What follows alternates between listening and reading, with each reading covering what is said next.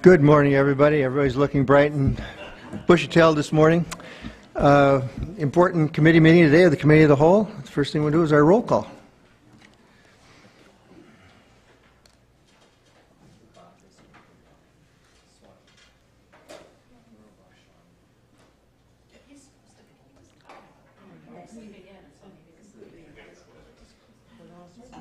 He's on his brand though, so I mean, give it a few minutes. I did sort of say that. It's like the over-under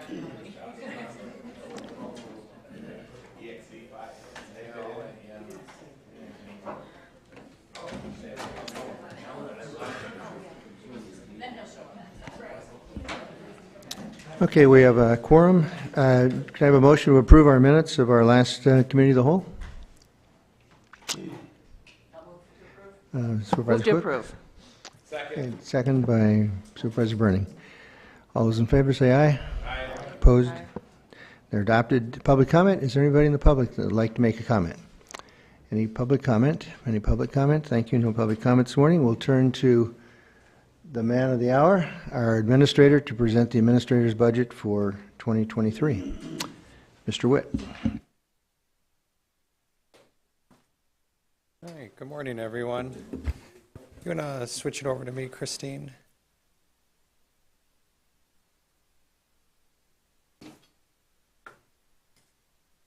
John will have to push button number 5. Yep. All right. So we're going to go over the budget today. We're going to go over it in some depth. This will be the meeting where we spend the most time going over the budget. One of the things I do want to point out to you is this budget is largely a status quo budget. We're continuing to do all of the things that we have done. There aren't a lot of changes to it. We'll point out where there are any changes in the budget, but largely status quo. So we're not getting into, though, all of the service delivery parts. And that's why when we go over the services at the different standing committees, that it's important that you guys look at the details there. Because really, at that format, we're going over the services that we provide. This budget goes over the financial distribution then. But there's not necessarily a direct link, because everything is intertwined and weaved together. So when you guys want to start pulling on a string, we'll explain to you all the other things that you're pulling with that. But that's what the service delivery part is for. The budget today is to go over the numbers at a higher level, really. So I just wanted to preface that with what we're doing today. We build the budget into several different areas. So if you look at the table of contents, the first part of it here is budget summaries. And so we have a write-up of what the budget is in basically a written format. So it's the county administrator's executive summary. So we paraphrase all of the changes that are within the budget. So that's one format. Some people like that format over other formats. Then we go over the authorized FTEs. That's really just a data compilation. So that's a check and balance that we use in HR. So when we are hiring people, we know if we're over our limit or not. So you guys are authorizing the hiring or retention of all of those employees through that authorized FTE section of the budget. I also have compensation data in there then. The compensation data is made up of let me get to it so I can show you what I'm talking about. So it's made up of the wage grid. So this wage grid within the budget has a 3% COLA adjustment to it. So it's the same wage grid that you see every year. Those are really tiny numbers. You're not going to be able to read them off of here, or maybe even in the budget book, but we can share that in other formats so you can see it. It's the same as it has been in previous years, though, with a 3% COLA adjustment to it. So part of the budget, when you approve it, is including this wage grid to be used effective January 1st of 2023. The other thing we have is additional compensation categories. So these are additional, it's shift differentials, overtimes, call-in minimums, other special pays.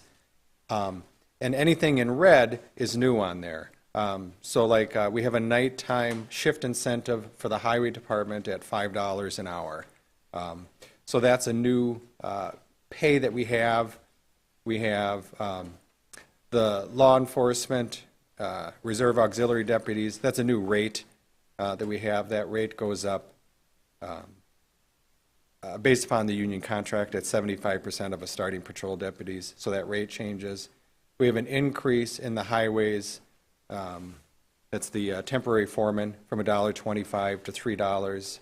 And then a clothing allowance within highway. So highway made a few changes this year in some of their special pays. Otherwise, everything else in black there is status quo. It's what we've had over the past years. And then I think this is the last page. This is the last page of the compensation section. It just goes over the historical numbers that we have. So it has the actuals for the past 4 years, and then it has the past 5 years, 6 years here of budgeted data. So you can see the trend lines that we have on salaries and benefits.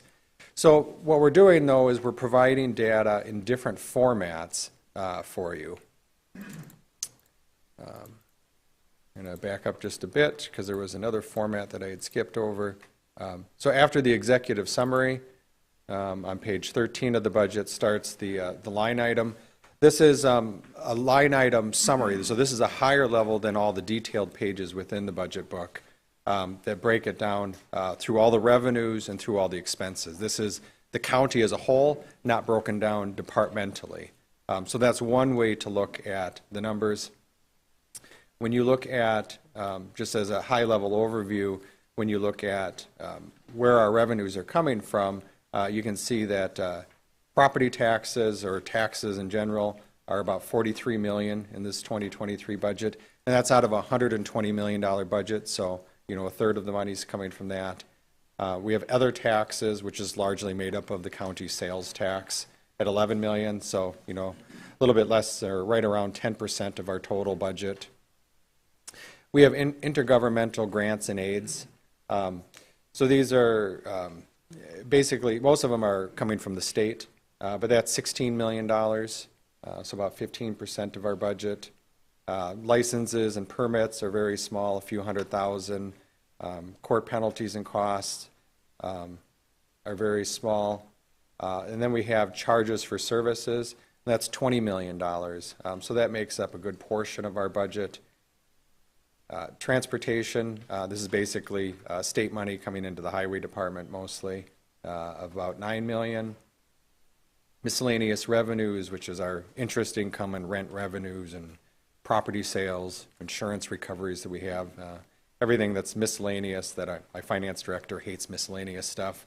But this is where it goes into a couple million. And then other financing sources are $12 million. This is transfers from the Internal Service Fund. So part of the $120 million is ourselves paying ourselves, if that makes any sense. But what we're paying for is the health insurance because we're self-funded on the health insurance. And when we get to that, I can show you more detail. But health insurance is, $10, $11 million a year now, and 90% of it is paid by the departments, and 10% is paid by the employees. So both of them pay into an insurance fund, which is what most of this is, and that insurance fund then makes the medical payment claims, as approved by our third-party administrator. But it's a flow into this fund and then a flow out of that fund. And then the last thing is fund balance is applied. So the big thing with fund balance is applied is the capital project fund. So the capital project fund, other than large construction projects, like if we did an $80 million expansion onto this building, we fund that with debt service, but otherwise we're just using cash reserves. So fund balance applied is cash reserves that we're using. You will see the negative $163,000 kind of right in the middle of that screen there. That's from the nursing home. All that signifying is that the nursing home is going to make more cash than they're going to spend for their operating expenses. So they're cash flow positive, and that's why that's a negative amount. That is not including debt service, as a disclaimer. Then we go through the expenses, and these are more departmentalized, so we'll get into all of these as we go through each of the departments. But basically, it just goes through and lists all of the departments off and what their expenses are. which makes up our $120 million. We have a legal notice that's in the paper. That's probably next week in the paper, Christine? Yeah. Anticipation of the public hearing that we will have on November 1st at 8:30 a.m. At the county board meeting. So we'll go through an abbreviated version of today's presentation at that public hearing, open it up for any public comments that there may be, and at that meeting then we would ask for a final vote approval of the 2023 budget. If you look at the 2023 budget, though, kind of in the big picture, we went from 113 million to 120 million. And revenues and expenses are always going to match each other because we don't have any profit motivation as a government agency. So whatever we bring in, we spend, and we don't ask the taxpayers for anything more than what we need. But it is a 5.73% increase in the budget. A large part of that is coming from sales tax, and we'll get to that in more detail, but you can see the sales tax number here went from 9 million to 10.5 million. So that's a big chunk of where the increase is coming from. Some of it's coming from property taxes. Most of the other parts are coming from charges from services, intergovernmental from the state. And we'll go through the budget as we go through department by department, some of those details to show where that is.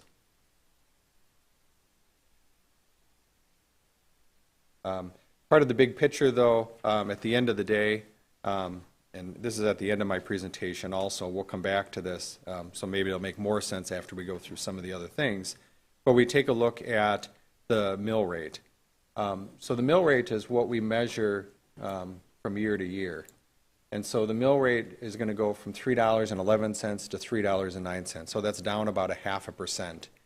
And considering, you know, the 90% increase we had in debt service, so if you look at our debt service payment, can't quite get that to highlight right there for you, but we went from 5.7 million to 10.9 million. So that's the first payment on the government center addition. So we borrowed the money in 2022. We're going to have our first payment in 2023. So 90% increase in that.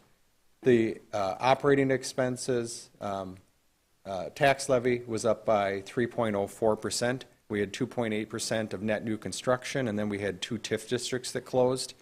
So that additional incremental value adds back on. So about $1 million, $936,000 is coming in on the operating levy. But the big thing here is the debt service.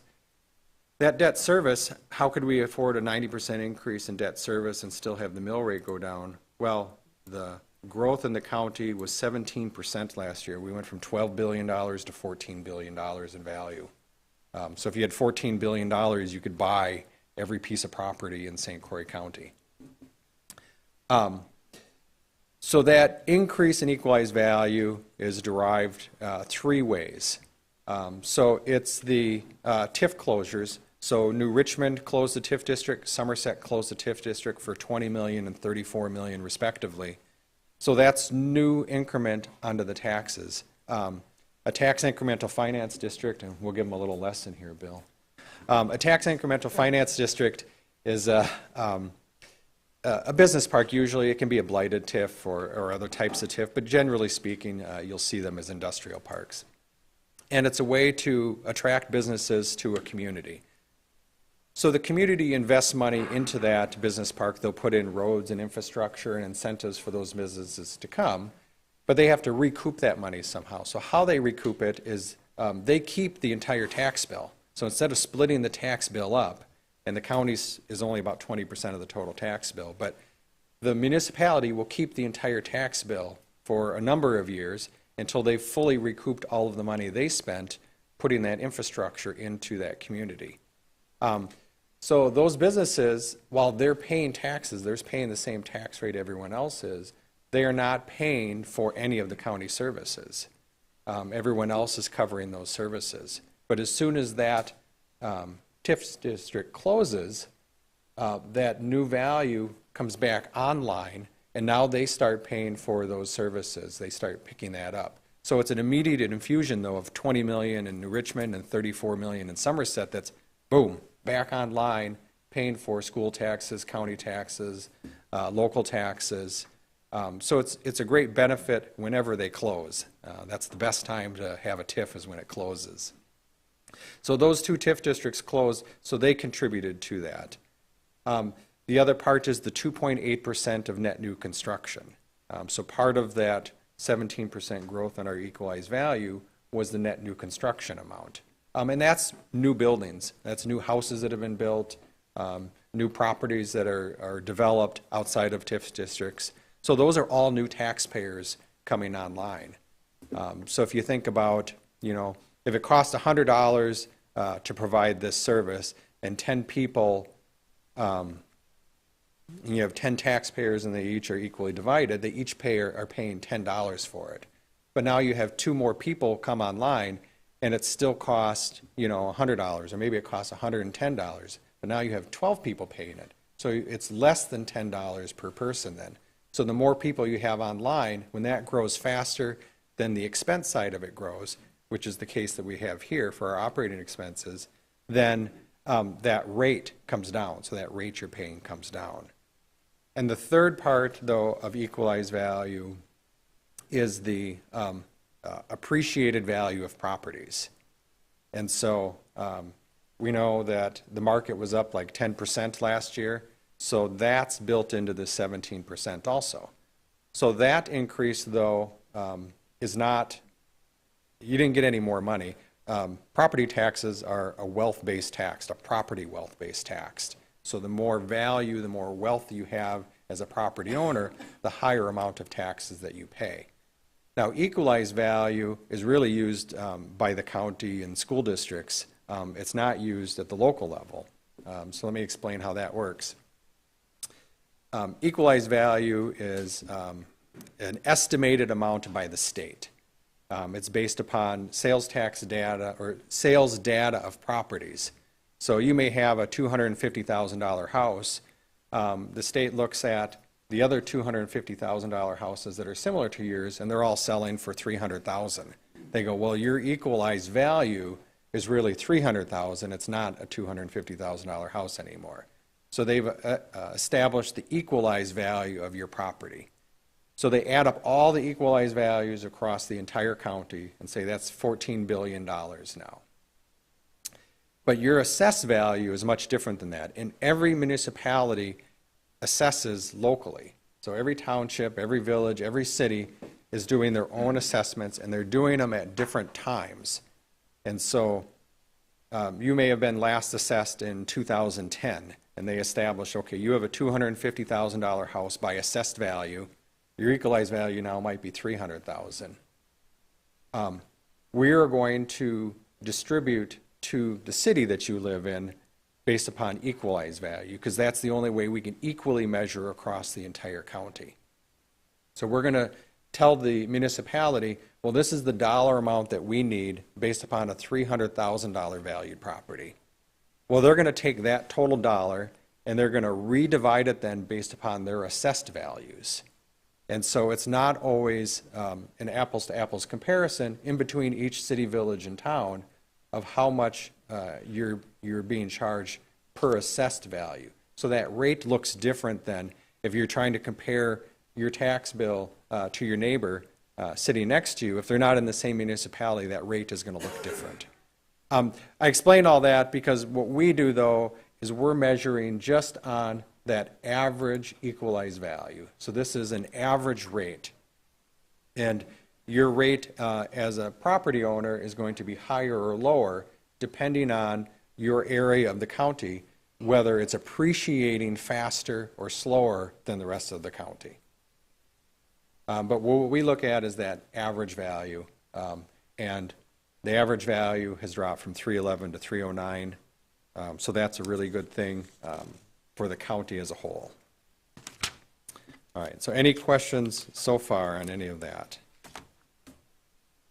Clear as mud, I know.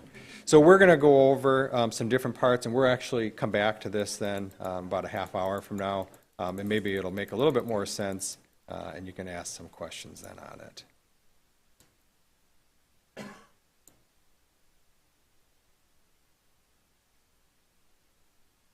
All right, we're going to flip to page 31 of the budget book now. We'll go through the PowerPoint presentation part of it. So we're going to go over the process that we've used to come up with the budget, the priorities that the county board set. We'll mention our strategic goals. We'll talk about the great financial condition of the county. We're going to talk about debt again.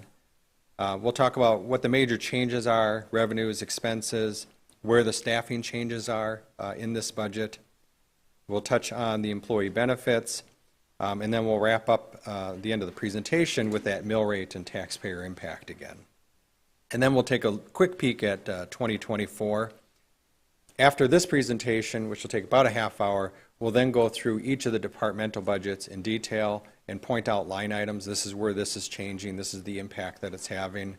But that's a great time for you to delve in a little bit more from your standing committees when you've heard talk about services and things like that that you maybe have made notes on or have questions on.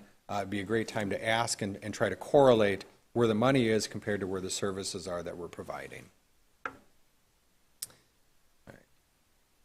So the budget process, it takes most of the year. I really only get off between December and February. Because in March, it starts back up, where we start talking about what the priorities are for that next year already. By May, I'm asking the county board to set the priorities for the next year. So in May of 2023, we're going to be setting priorities for 2024.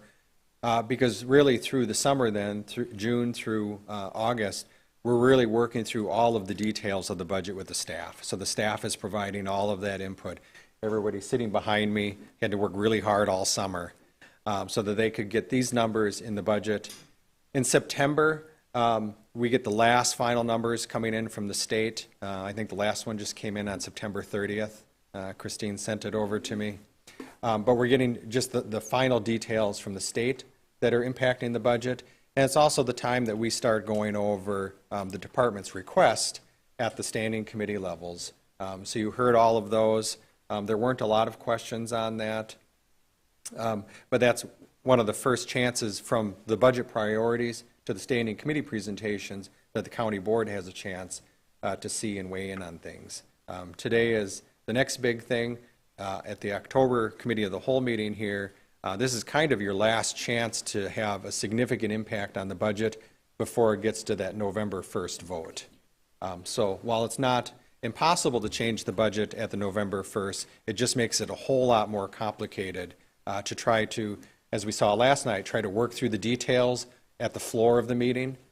So it's better if you have suggested changes, we talk about them today, and then I can provide the background and we can get those changes made by November 1st. Budget priorities. So these were approved on May 3rd by the county board. I know all of you were brand new and didn't know what we were talking about yet. Well, okay, not everyone, just half of you. But it's carryover. The other half had carried over from that March meeting where we had sat down with all the department heads and heard about their priorities. So hopefully you leaned on some of their knowledge and are seeing some of that now as you've been on board for a few months. But we had to address first our structural deficit. So we created that structural deficit through the use of ARPA dollars. A big chunk of it was the law enforcement union contract we settled for 2022, 23, and 24. The first year of the contract had a large increase in it, which we funded partially through ARPA dollars. But that created a structural deficit going into 2023 because we're not going to continue to use ARPA dollars. They're one-time monies, not covering operating. We also did some wage adjustments, considering the inflation that we've been experiencing in this country. We did a 1% COLA adjustment back in April, and then we also did some compression adjustments. The clerk of courts, she mentioned last night, thanked you guys for the adjustments that you made to her department, but we also made them across multiple departments where we looked at where we were having compression issues. And compression issues were affecting us hiring. So we were in a really tight labor market. It's maybe a little bit better right now, but we were really tight like a year ago. And the only way to get people was to pay more. and that was causing people that were working for us to be compensated at the same level or lower than the people we were bringing in. And so with that compression, we don't have any mechanism to increase them without county board action, which is what we did. But if we didn't do that, they would have just left then. They would have gone somewhere else to find a job that would have compensated them more. So we came through, we did some compression adjustments for a bunch of employees, but those were unbudgeted changes that we made to compensation.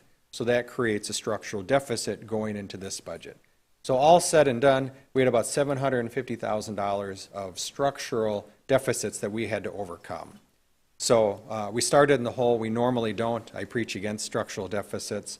But we overcame that, and there are no structural deficits going into the 2024 budget. This budget is solid and stands alone on its own. So there's no structural deficits going into 24. There isn't any, yeah.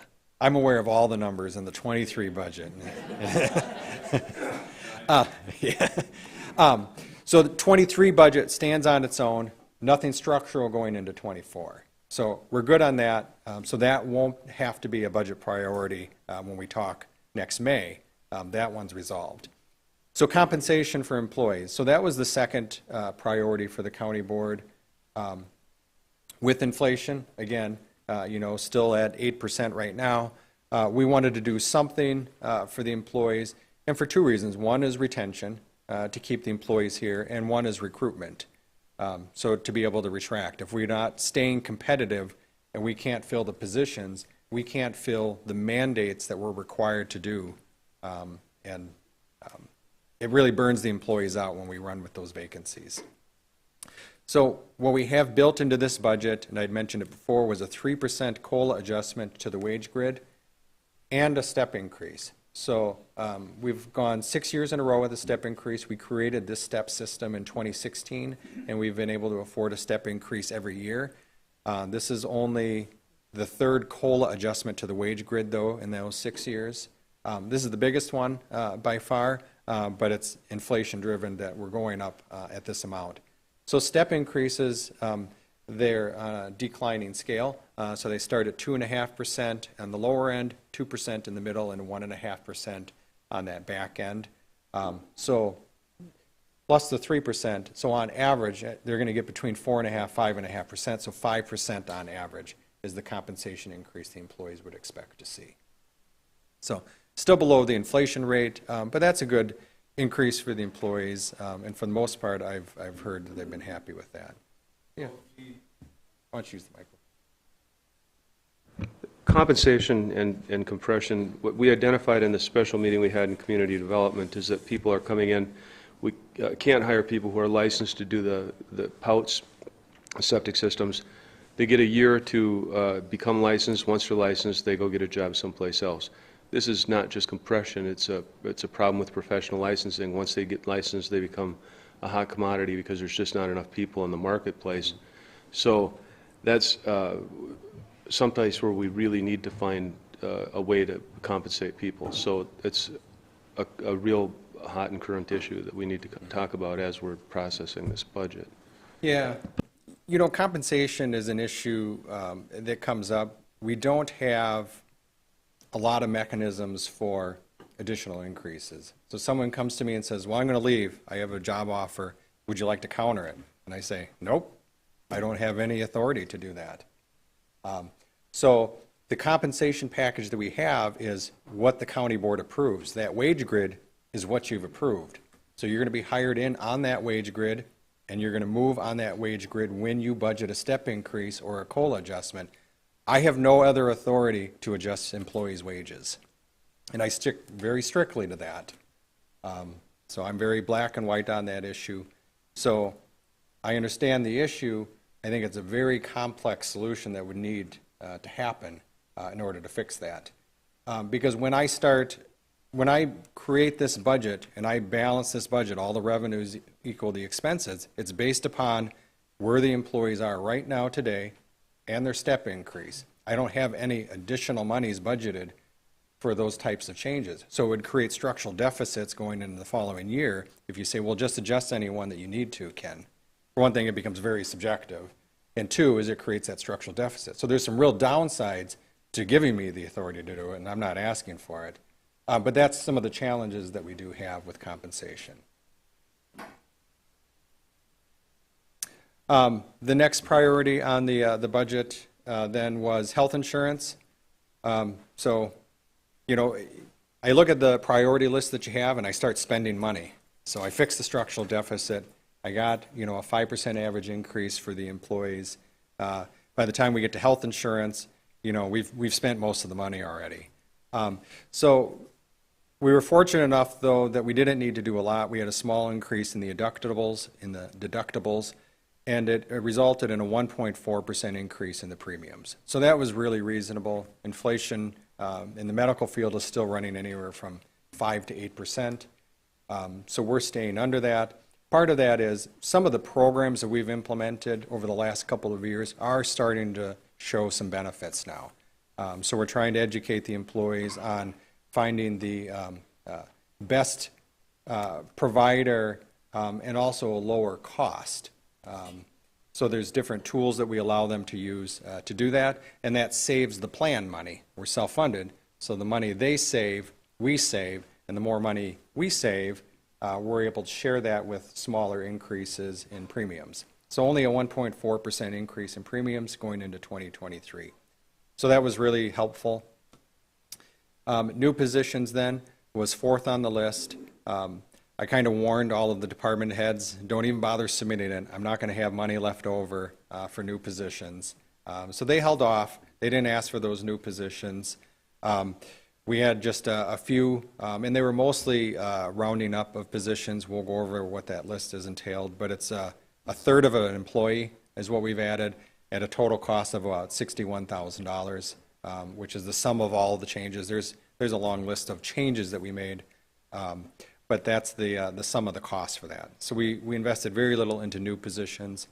Going into 2024, I will tell you my recommendation will be that's the number one priority. As the county's growing, you know, I keep saying it, we're the second fastest growing county in the state. More people coming in. There is a huge demand on services that we have. And so I think we really will have to prioritize where those new positions are needed, that we need to bring in some additional bodies in order to handle the workload capacity of the county.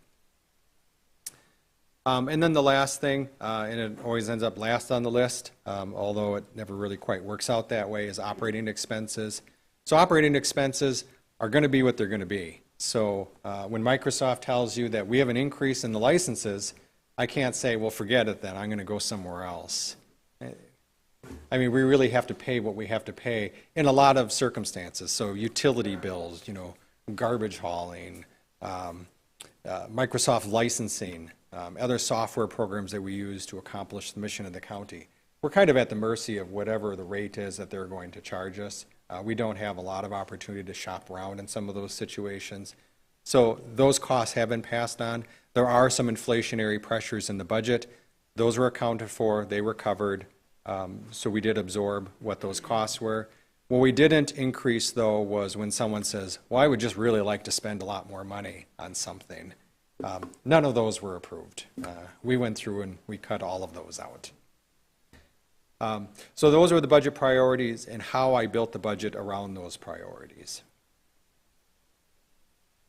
The strategic goals of the county, you know, we have our mission and vision statement on the back wall here, but these are the things that staff are working on. So community well-being, our public infrastructure, these are things that we have work plans for, and we continue to work on those. So those are built into this budget. So I don't want to ignore them. We don't need to spend a lot of time on them because the detail really is built in at a much, much lower level. Natural resources and service delivery are part of our other strategic goals. So again, these are things that we are working on, that staff is working on. They've built their budgets and their work plans around these strategic goals. All right, the financial condition of the county. So this starts all the way back at 1992. You could have bought the county for less than $2 billion then. Would have been a good investment. We're up over $14 billion now, so you can see that that graph went up. You can see the housing crash there, 2007, 2008, where we dipped. Our equalized values trail just a little bit behind what you see happening in the real world. But really, since about 2013, it's been on an upward trend. And it's a pretty steep curve going up. But that's the value of the county, which lends to the strength and the stability of the county, and it's the financial bedrock of how taxes are generated and how we're able to accomplish the mission of the county. Not every county, their trend line is probably similar in the fact that they go up, they see the dip, and then they go up. Probably not as steeply as we do, though. So we're very fortunate in St. Croix County to be in the position we're in. And that small graph, that subset in here, this is the net new construction. You can see it sort of hovers right around that 2% mark. It sort of came down post that housing crash, where we saw less construction growth coming in. This is really just the new construction growth coming in.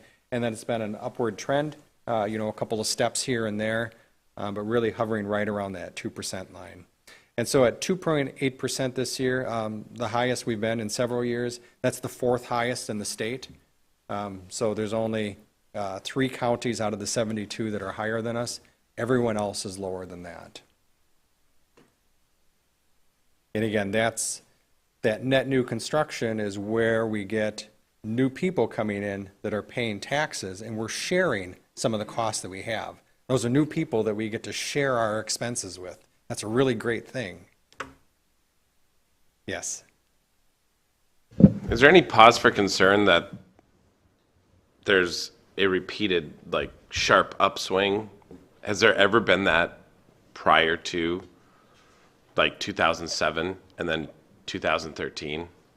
Because that's history sometimes repeats itself. So I'm wondering if we're looking at that, is it a pause for concern from your perspective? Yeah.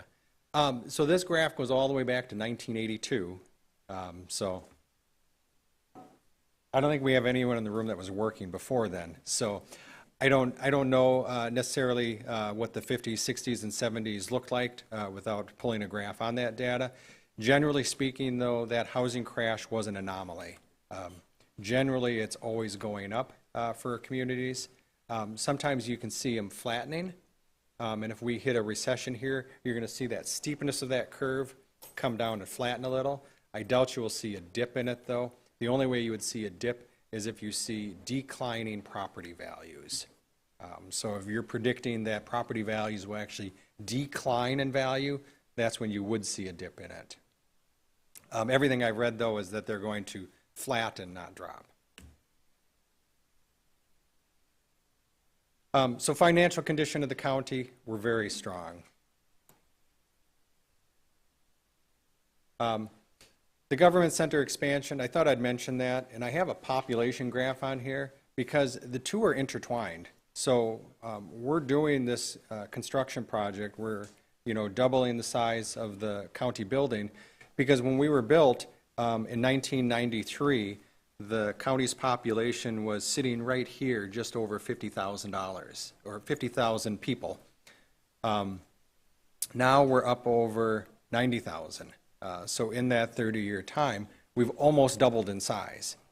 So this building was built to handle 20 years. We've made it 30 years in the building, which is great. The staff that have been here over the last couple decades have done a great job of extending the life of the building, but it's inevitable. And that's why the county board approved that big amount to borrow and approved the project to expand onto, because it's inevitable that this continued population growth is going to demand more services, which is, again, why I said we really need to look at staffing in 2024 as one of our priorities.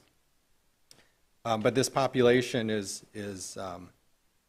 the second fastest in the state. Dane County is the only one that grows faster than us. So that's why that project is moving forward. And really the basic reason of why it happened. All right, so let's talk about the debt, though, related to that. So St. Croix County is a AA1 rated, which is the second highest rating that's possible. There are a handful, 5 or 6 counties in the state that have a higher rating than us. It's really size-based, though. We're still, under 100,000 in population. So it's just the size of the community that's limited us from going up to that next step. It'll be quite a while before we would grow large enough where we're going to grow to that next step. But we're very stable at this AA1. There's really no risk of us dropping down because of the financial strength of the county, the equalized value growth of the county, the very low tax rate that we have. Those are all good contributing factors that a bond rating agency looks at. We have rated bonds because when you have a good rating, investors are willing to pay a little bit lower interest because it's very secure. So we're rated at AA1, and that provides us with good interest rates when we do go out for debt. So we added this new column. So this 2022A was the GO bond that we did earlier this year. So that's the $80 million. So you can see that the $5 million in payments that we have per year have basically almost doubled the amount of payments that we have because we're paying about $10.9 million per year. You'll also notice that those amounts step down. So we're at $10.9 million in 23 and 24. Then it drops by a couple $100,000 for 25 and 26. Then it drops quite a bit by, a good $600,000 into 27, 28, and it continues to step down. So the reason I structure debt payments that way is because there will be future debt that comes on board. And if there isn't, that lower debt payment provides taxpayer relief. So only 2 good things can happen. We're either not going to issue a new debt in any given year, and that debt payment comes down, so that's a tax decrease. Debt is kind of a direct levy because it's a separate line item on the tax bill or on our calculation sheet. So when that drops, the taxes drop. We don't get to spend that somewhere else. And then on a year that we do add new debt and our payment comes down, part of that new payment then is absorbed through the reduction. So the impact of the increase of the new debt is less because we have this payment coming off. So it's kind of like if you're looking at, should I get a new car? Well, the payments are ending on this car, so yeah, I can afford to buy a new car because if I look at my total monthly payments, it doesn't change by a whole lot. That's kind of the concept here, in that only the 2 good things can happen. We either reduce the taxes or we absorb part of the new debt with some of the old debt. So that's why it's structured that way, though. But that was a large increase in the debt, and I'm actually pleasantly surprised at the equalized value increase, and we were still able to get that tax rate down. If you remember at all, when we talked about issuing the debt, for those that were here at the meeting, we were saying, well, we think it's going to increase taxes by about 40 cents per thousand. And the net effect is our taxes actually went down by 2 cents. So it's a very fortunate timing on the part of the county of when that debt payment came on board. All right, so let's talk about where some of those changes were. When we looked at the revenues, so $936,000 is net new construction and the closed TIF districts. So 2.8% is the net new construction. The other 0.24 is those 2 TIF districts from New Richmond and Somerset that closed out. Way to go, guys. So the value, the new money that they're paying is $936,000. So that's all new taxpayers contributing that dollar amount into our budget. So that's great to see that additional revenue coming in that we're able to then support the services that we have. So the $5.1 million, that's the debt service levy. So again, that's a separate line item and sort of that direct tax levy. If we have debt, we charge the taxpayers for it. The debt payments did double. We went from $5 million to $10 million, and there's the $5 million increase. We increased sales tax by $1.5 million. This is a larger increase than I normally have. In the past few years, I've been increasing sales tax by about $500,000. but this year we're going from a $9 million budget to a $10.5 million budget. And the reason for the large increase is we've really experienced 2 years of tremendous growth in sales tax. I was staying very conservative, thinking maybe, it was the middle of COVID, sales tax numbers went way up. I was thinking, okay, it might just be an anomaly. Everyone's buying online instead of going to the store. That's what I told you guys. Well, that trend line just continued on over the next year. And so I'm now like, okay, well, this is the new norm. This is the amount of sales tax that we're going to collect. So I was able to increase that. And really, the structural deficit that we have, it was mostly absorbed through this mechanism. That's how I was able to cover the structural deficit right off the bat. Get that taken care of was through that sales tax increase. We're still lower than what the state projects. So the state is projecting in 2023 we will collect 11.5 million, and I'm budgeting 10.5 million. So I'm not bad at budgeting. I'm really good at budgeting because I'm doing that on purpose. So we do that on purpose for two reasons. One is if the state is wrong or we hit a recession and those sales tax numbers drop, I have a built-in cushion. So I don't have to come back to the county board or go to the department heads and say, all right, I'm getting less revenue, we have to cut something. So that gives me $1 million cushion within the budget before I have to come back and start cutting services in the county. So that's very helpful and very reassuring for the department heads. The second reason is, so we do collect 11.5 million next year.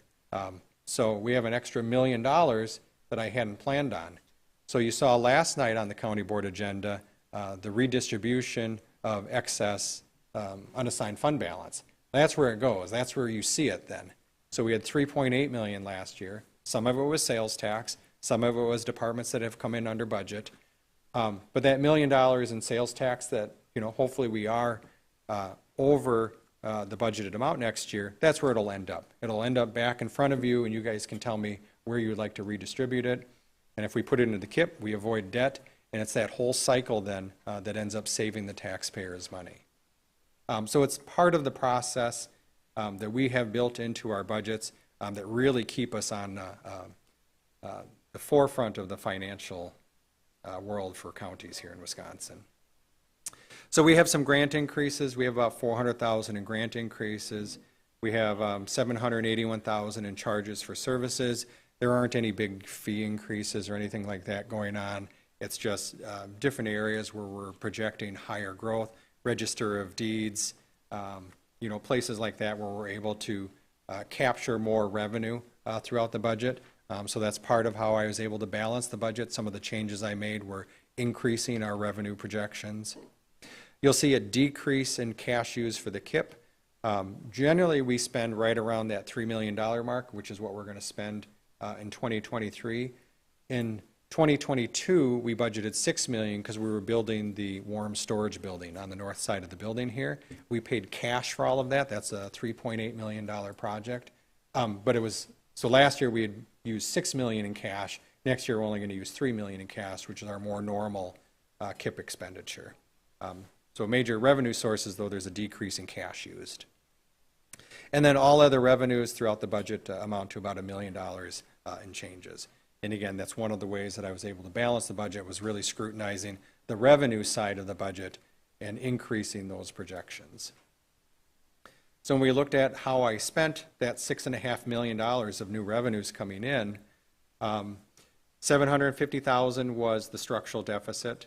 So again, sales tax increase probably offset most of that. That's how I just sort of cleared that right off my plate right away and moved on. The next thing was $1.9 million in compensation. So that 5% average increase, that's a big dollar amount for the county. $120 million budget, and about $40 million of that is compensation. So 5% increase, the parts that need to be covered by tax levy, there you go. It's a big dollar amount.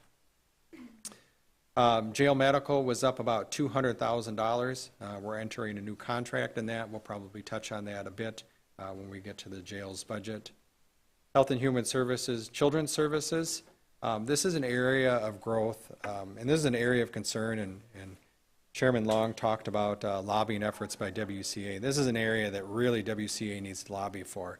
So So what happens in children's services is a child needs out-of-home placement, or they need special treatment because of some issues that they may have, and the courts order that. So the judges hear the case and they go, well, this is what you need to do in the best interest of this child. Send them here, have this treatment done. Those are really expensive. And who pays for that? Well, the county does. You do. The taxpayers are paying for that. There's no other revenue source for that. The court orders it, and we pay it. There's no cap to it. So the state, in different than other states, like in Illinois, Children's Services is run at the state level. In Wisconsin, they delegate that to the counties, but then don't give us any money to perform those services. We're actually not that bad off. This is a huge increase for us this year. Compared to some of our counties, though, that have much worse opioid issues, where they're seeing more out-of-home child placement issues and addiction issues with children, they have it much worse off than we do. They may have the exact same costs on half the budget. So they are really devastated by it. But it is an area that we really need to work with the state and find a better solution of how we're funding, especially court-mandated services that we have no control over, and a new revenue source that's covering these. The next thing is facilities and IT. I kind of singled those two out. They had sort of the biggest inflationary hits. So in facilities, you're going to see utility costs. And Jim tells me it's going to cost more to heat a building twice the size. I don't know if I believe him, but we did increase his budget to account for that. And then in IT, it's licensing. So the softwares that we use in the county, we're seeing large increases in software licensing. Again, that debt service, I just can't get away from that. It's still on the list here. So that was $5 million increase in payments we make. This is the payment side. The other side was the tax levy side. So we see a decrease in the KIP. That matches that decrease in cash used. So they're just sort of a wash. We're doing less KIP projects in 2023 than we did in 2022 because of that warm storage building to the north. And then all other changes in the budget were about $776,000.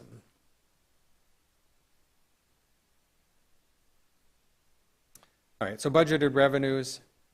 So you're going to see that we went from, the property taxes are going from 37 million to 43 million. So again, 5.1 million of that is that debt service. About 900,000 is the new tax levy amount in there. You see sales tax, that's up 1.5 million. So that's accounting for most of other taxes. Intergovernmental, these are grants. HHS does an excellent job of acquiring grants. You've seen a lot of those there. Charges for services, again, this is one of those areas where I was increasing revenue projections. So Register of Deeds, courts, healthcare campus also comes into here, and then in Health and Human Services, those charges for services that we have. The internal service funds, that's that insurance program. So the 445,000, that's mostly, well, not all. It's about 2/3 of it is the health insurance. That 1.4% is about $300,000 of that. The rest of it is liability insurance. So we're self-funded to agree with liability insurance. Also, we have a reinsurance level. Well, basically, we have a $500,000 deductible on our liability insurance. So we do see, though, the premiums we pay for that reinsurance level increasing at double-digit levels over the past couple of years. The reason we see liability insurance going up so much is court settlements. So if you look at, and particularly law enforcement, if you see shootings that have happened and other lawsuits against law enforcement, those court settlements have gone from, $1 million settlements to $10 million settlements, just like that. So they skyrocketed over the past few years. And it's jury decisions that are driving that. So it's a change in public perception and a change in those settlements is driving that reinsurance market up at that double-digit levels. So we are seeing that, and that's where you see that coming through on our internal service funds. And then again, fund balance applied, that's just a drop in the cash, and that's all because of the KIP.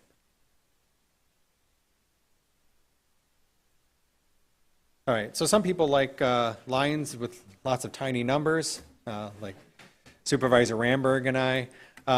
Some people prefer colorful charts and graphs, so we provide it to you in every different format, so whichever format you prefer, you'll be able to see here within the budget.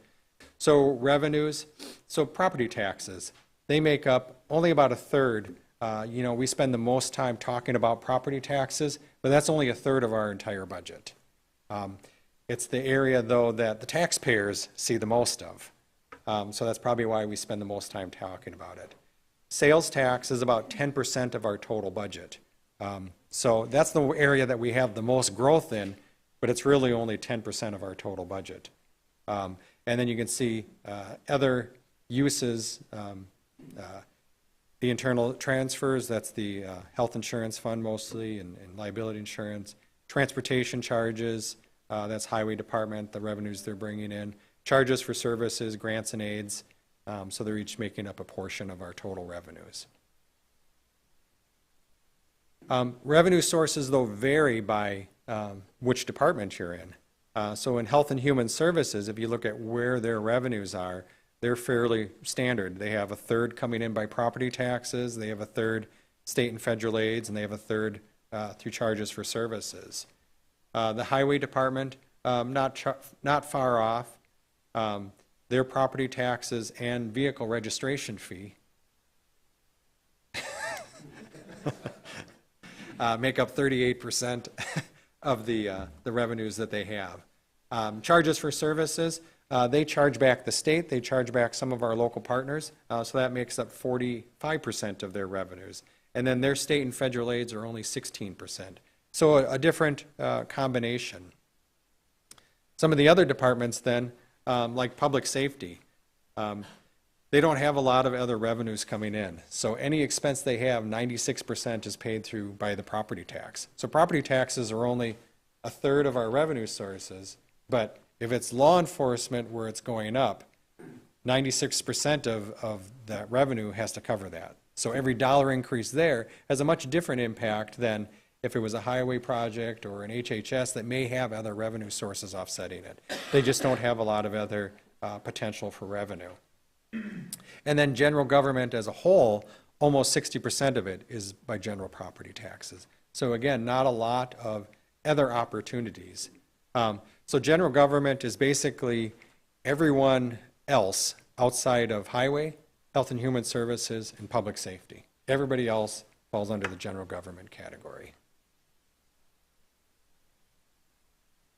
All right, on the expense side, so that general government, so the $734,000 increase when you look at their total expenses from last year to this year, again, facilities and IT, some of those inflationary factors. Courts, you're going to see some increases in the courts. We'll go over those lines when we get to their budget. The insurance programs, I touched on that. Health insurance is built in there, liability insurance is built in there. A decrease in the capital projects. This is the KIP amount that's decreasing. The jail, you're seeing a $448,000 increase in the jail. Most of that is that medical contract that we're going to be seeing coming up. We have a $1.3 million, $1.29 million increase in health and human services. Over half of that is directly related to the Children's Services Division. So when we get to that, I'll show you. It's a single line item that's driving most of that. And then again, debt service, where we go from $5.7 million to $10.9 million. That $5.1 million increase is the biggest part of the $6.5 million increase that we have in the budget. So expenses. So where are we spending all of this money? If you want to look at it from a graphical presentation. So debt, 9% debt. That is up, obviously, from last year because we've doubled the amount of debt. General government. So all other services, remember when I talked about that, other than the three, is only 13% of the total county budget. If we come over here, highway is 16%. Health and Human Services, the purple part, that's 30%. So Health and Human Services, a third of the entire county's budget. Public Safety, 13%. So if you look at those big three, and that's why we split those off, they're over half of the county's budget. We have Conservation and Recreation at 5%, capital projects are 3%, and when you add up all of our internal service funds, the health insurance, that's 11%. Health insurance, if you just think about health insurance alone, that's 10% of the county's budget roughly. So that's why we spend so much time talking about health insurance also. So if you look at expenses by category then, so salaries, so I talked about, the $40 million of wages and salaries that we have. So that's 35% of everything that we spend. And then you add an additional 15% for benefits. So about 10%, 11% of that is health insurance. The rest is Wisconsin retirement system, dental insurance, disability insurance, life insurance, the different insurance programs that we offer to the employees as benefits. So combined, those are 50% of the entire budget. We are a service-driven organization, so that's not unexpected that you would see this distribution, because most of the things that we provide are service-related. We don't sell widgets, we don't sell a lot of product. What we're providing is a service to the public, which is part of the role of government as mandated by the state. So we'll talk about staffing changes. So this was lower on our priority list. And we had 6 position exchanges is what I'll call them. I actually want to really commend the staff and the department heads for taking a look at the staff that they have, the resources that they have, and realigning those to fill their needs. So instead of asking for a new position saying, I really need this, can you add this to my budget? They looked at, well, what do I have? What would I be willing to give up to get to what I want? And so we had 6 of those where they've exchanged one position for another position. So I really like to see that. That has a very small incremental cost for the county. Sometimes these positions are at a higher level. Like if you look at the sheriff, where we go from a court services deputy to a lieutenant. So he's adding to his command structure, gave up one of the line positions for that. So that has an incremental cost to it, but it's much cheaper than just adding a whole lieutenant into the budget. So you go from 10,000 compared to 100,000. So it's beneficial when the departments can make those exchanges. We did have a few positions that were eliminated. We eliminated 2.5 positions. One was a grant-funded project technician in CDD. They're fulfilling the rest of that grant through contract services, but that FTE has been eliminated. And then we eliminated 2 part-time FTEs in HHS through the nutrition program. So both cooks and aides were decreased there. And those were picked up through contract services. The positions added to the budget then, so a lot of these are just partial. So the first half a dozen or so are partial. So a .125 in the ADRC for their adult protective services, they're rounding up a position that's at a .875 up to a full 1 FTE. They're already benefit eligible at .75 FTE. So that's one of the big things that I take a look at. If it's a more than a 0.25% increase, it's making them benefit eligible. And then you're offering a family plan, which is over $20,000 a year. So the cost goes boom, really fast. But if they're already benefit eligible and we're just adding a few hours a week, that's a very small incremental cost. So that's what these first few are. So the nutrition program supervisor was increased by a 0.2. The outreach coordinator at ADRC was increased by a 0.12. In children's services, one of the areas that I've talked about that, has a lot of cost, a lot of demands for services. We also increased some of their support staff, the early intervention teacher and program support associate, from a .875 up to a 1 FTE to get them to full-time to provide that extra labor and services. We had a public health nurse that we rounded up from a .85 to a 1, so we added a .15 there. We did add grant-funded a health educator within public health. So that's fully grant funded. There's no incremental cost for the county on that at all. So that position will be there as long as the grant funding is. And then we also added a social worker in the jail. So behavioral health is partnering with the sheriff's office to provide mental health services within the jail. And we funded that through our opioid settlement money. So that settlement money goes out, 15 years. So we have enough funding to carry that position for a very long time. And that's how we funded that.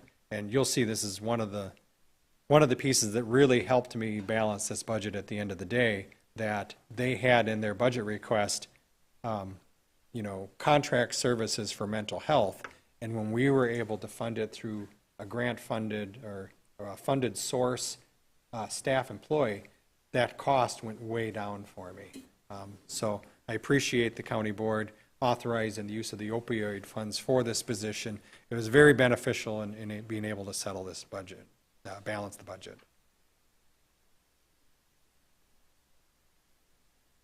All right, so if you look at our authorized FTEs over the past so many years here, going back to 2016, we went from 560 and we're up to 639 now. So you can see that there's sort of a escalating increase there. There's two main reasons for that. One is the nursing home was reconstructed in 2017, so you can see a big jump of 30 FTEs between 2016 and 2017. That was to authorize enough FTEs to fully staff the nursing home. So they don't hire that many people. Just because we have an authorized FTE doesn't mean that they necessarily fulfill that. But within these authorized FTEs are enough staff that if they had a lot of people and they could fill all the beds, they would hire up to that level. So that's part of the reason for that big increase. And then the big increase from 590 to 631 between 2017 and 2020 was the CCS program at the Health and Human Services. So that was a new state-funded program. They funded it 100%, which is unusual for the state to do, but they came in and says, we will pay all of the cost for the CCS. So we started adding staff. I did anniversary awards at HHS yesterday morning, I think it was, and we had 5 staff that were at the 5-year anniversary. If you go back 5 years, you see that mark right there. They were all CCS. So that program came online. We added a whole bunch of staff over a couple of years. Part of the benefit of that CCS program too was HHS administration was really good about where can we move people from services that we're providing here that fit within the CCS needs, and we can get them at 100% funded level then. So we've done our best to manage that way to shift our costs to the best funding sources available to provide the service. But you can see then from 2020 to 2039, we've gone up 8 people. So we've really stabilized at that point, but the county has continued to grow. And so that's when I talk about we're really going to have to take a serious look at staffing levels in 2024. That's why you saw this graph flatten, but not our population graph. And the population graph is going to match our service demand. Just wanted to pick up what the CCS acronym is. Comprehensive Community Services. Supervisor. Yeah, so the question was, does the funding, yeah. We have no known end to the CCS. That's an ongoing program with the state. There hasn't been any indications. That is usually, what happens though, and the same thing that I always worry about. But like with grant-funded positions, you saw we eliminated a position. It was a grant-funded position. The grant's coming to the end. We're going to finish it off with some contract services rather than hiring someone and letting them go after a year. But when grant money's run out and it's a grant-funded position, those positions don't continue on. If they're grant-funded and no grants, then no position. The numbers all match. At the end of the day, revenues are going to match expenses. So that's our FTEs, and that's the picture that this graph is painting for you, though. So 2023 employee benefit changes. So not a lot here. So I mentioned that we had increased our deductibles. They went from 500 and 1,000 for a family, single family, to 750, 1,500 for single to family. So that small increase was able to help us keep that premium increase at 1.4%, and lower than the health insurance inflation rate that everyone else is seeing in the market. I did note on here that we are reviewing an HSA option for 2024. We're going to be at the point where we can make a decision on that in July of 2023. So if we stay on our normal time frame, we'll do education with the employees, with the county board, and we'll have a proposal in front of the administration committee, I think, in July. Dental premiums, there was no change to. Premiums are 75% employee funded. The county only pays 25% of the dental premiums, and it amounts to about $150,000 a year. So it's not a large amount. WRS contributions, so these are dictated by the state. The state just tells us what this amount is. So for general employees, it went up by 0.3 from 6.5 to 6.8.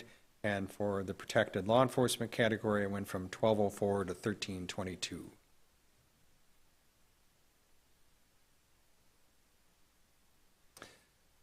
So this is the mill rate. This is my favorite graph. I think it's Chairman Long's favorite graph too. He always smiles whenever I show him this graph. But the mill rate, this goes all the way back to 1975. And so you can see that back in the 1990s, we're at $5.50. You can see that's a flat line there. So the state law back then was you couldn't, counties couldn't levy more than $5.50 per equalized value. So we were at the maximum amount allowed by state law back in the 1990s. Trying to recall exactly when they changed that. I don't think this downward trend is when they changed that. I think it was sometime after that. But at some point they changed it, and we have levy limits now. Yeah, I can't recall specifically.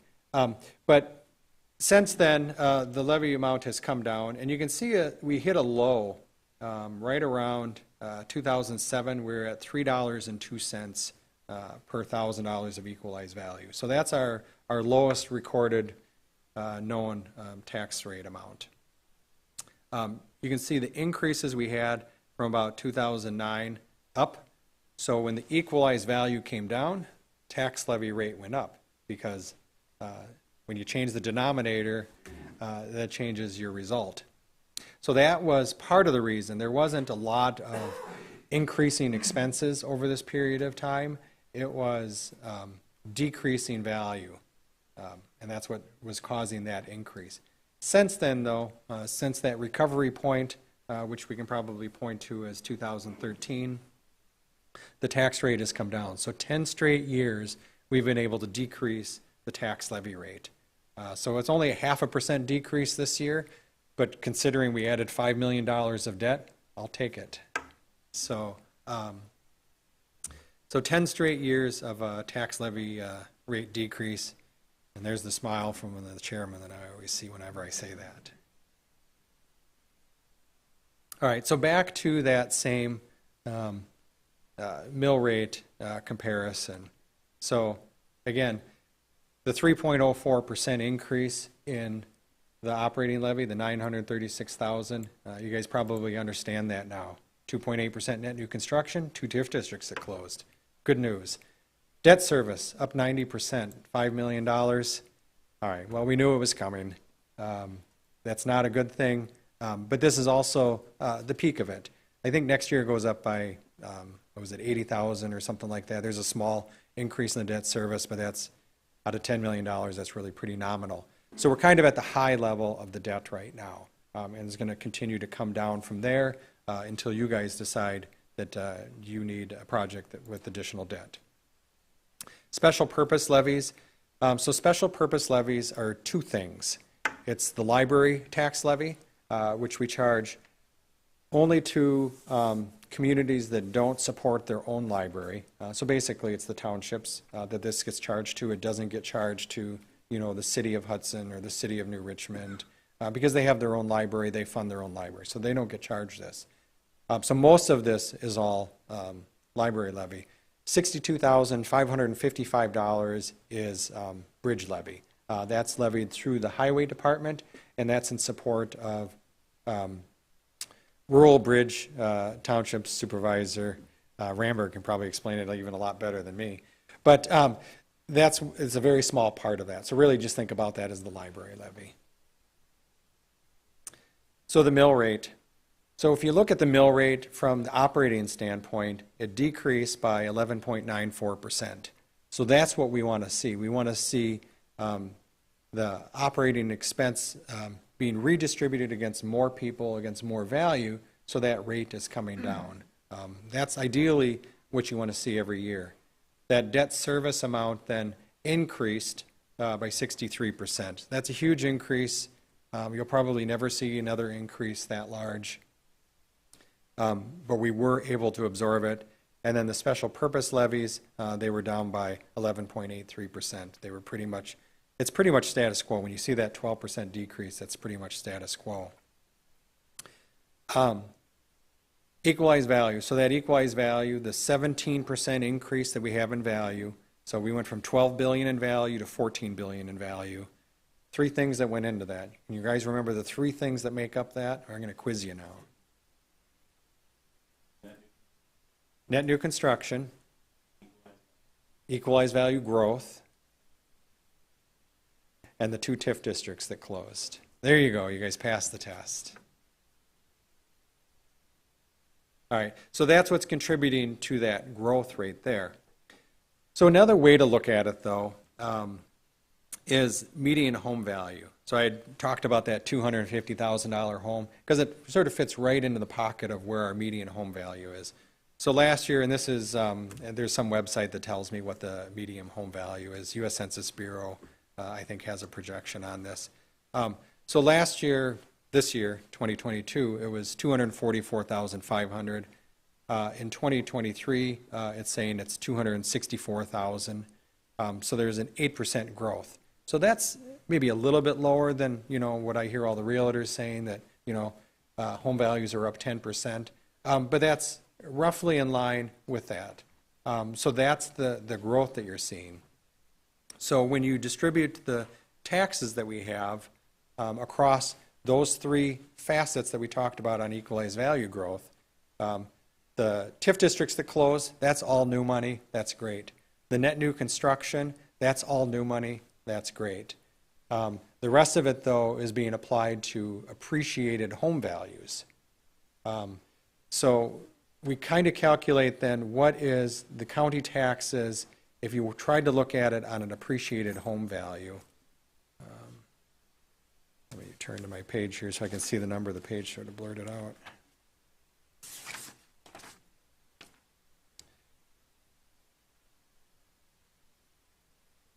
Yeah, I know it's page 49. I'm trying to read the number under it. I think it's $818. So county taxes, so if you tried to boil it down and take the net new construction off, and you take the TIF district closures off, and you looked at it just from the appreciated value, because that's what your taxpayers are going to see, right? They didn't add on to their house. Nothing changed for them. Their house is exactly the same as it was before, but their tax bill will go up, on average, from $761 to $818. And that's where that additional debt is being absorbed from. So I just wanted to point that out, that your taxpayers will see increases. But again, property taxes are a wealth-based tax, a property wealth-based tax. So the more value you hold in real estate, the more taxes you pay. So I'm just being honest. It's very similar to income taxes. So you make more money, you pay more in taxes dollar-wise, but the tax rate itself hasn't changed. Correct. Yep. Yeah, but see, on income taxes, you know, you made more. On your home value, you don't have any more money than you had last year. You just have a house that's worth more. So when people say, you know, we're taxing people out of their houses, that's where this is coming from. That's how this happens. So just being completely honest and full disclosure of how property taxes in Wisconsin work. And you guys are the ones that ultimately are making these decisions. So I want you to fully understand the implications of when we do things, what the implications are. And again, this is all attributed to the debt service. So we went from 5 million to 10 million in debt service. There's no way around this. If we did not have that debt service, you would see this amount declining. So it's a one-year increase, though. So it's going to go up, and then it's going to be steady to declining from there. So while you probably will have to explain this to some taxpayers when they show you their tax bill and the county portion is higher, that's the reason why. There's no way around it, though. You know, at the end of the day, you saw the population amount for the county going up. This project had to happen. $80 million is a lot of money, and there's no way around it that the people that live in the county aren't going to end up paying for that in some way. So on that good news, we'll talk about 2024. So the 2024 budget projections, you'll see the last column in the budget is a projection for next year. It's really some really rounded off dollar amounts where we take a look at where things will be. I fully anticipate that our tax levy rate will fall below $3 per thousand. We're on a trajectory to do that. That'll then be the lowest tax rate in 50 years, something the county board chair really wants me to get to. I think our net new construction will be right around 750,000. That's kind of the average that we've been sitting at. Looking at the growth that we've had in the county, I think we'll continue on at that pace. Sales tax will drop back to that 500,000 per year that I'm increasing it by the last few years. I won't have the capacity to increase it by 1.5 million next year, so there'll be less growth potential for the county on revenues. So with that said, we would have the capacity to add maybe 5 or 6 new positions. So if that's the number one priority, 5 to 6 positions will consume all of the money that we just talked about. So we really have to take a look at where the needs are in the county and prioritize what those service demands are, but we do have service demands in this county. Health insurance premiums, I think they're going to be anywhere from 5 to 6%. That's based upon inflation. If this becomes a lower priority, we'll have to look at ways that we can modify the insurance plan to drive that down lower. A step increase, if we were able to afford that, we've gone 6 years with it. I don't know that we'll be able to afford it next year, especially if the priority is new positions. If we did, though, they're on average of 2%, which is about $600,000 a year is what that cost is. You should see the library special purpose levy go up by $400,000. This is because of the Hudson Joint Library disbanding. So that's primarily the increase that you're going to see in rural library tax circulations coming from the 3 members that have exited. And then debt service, that will be flat going into 2024. All right. So are there any questions so far on that? Supervisor Ramberg. Looking at the levy increase, excluding the debt service, so the levy itself is about a 3% increase. That $1 million on top of the 30 million? Well, if you add all the levies up, it's a 16% increase. But if you look at individual pieces, the operating levy is up 3.04%. The debt service levy is up 90%, and then 3% on special purpose. So operating-wise, we are up about 3%, which matches the new taxpayers coming in. That's where that 3% is coming from. It's new taxpayers paying their amount. That's how the property tax system outside of debt is supposed to work. New taxpayers come on, they pay an amount that you weren't getting before, you're able to distribute that across your expenses. It's the debt service part that, is an exclusion to the levy limits that gets passed on to the taxpayers in some form or another. If there are no further questions at this moment for Ken, I suggest we take a 10-minute break and reconvene at 25 to 10.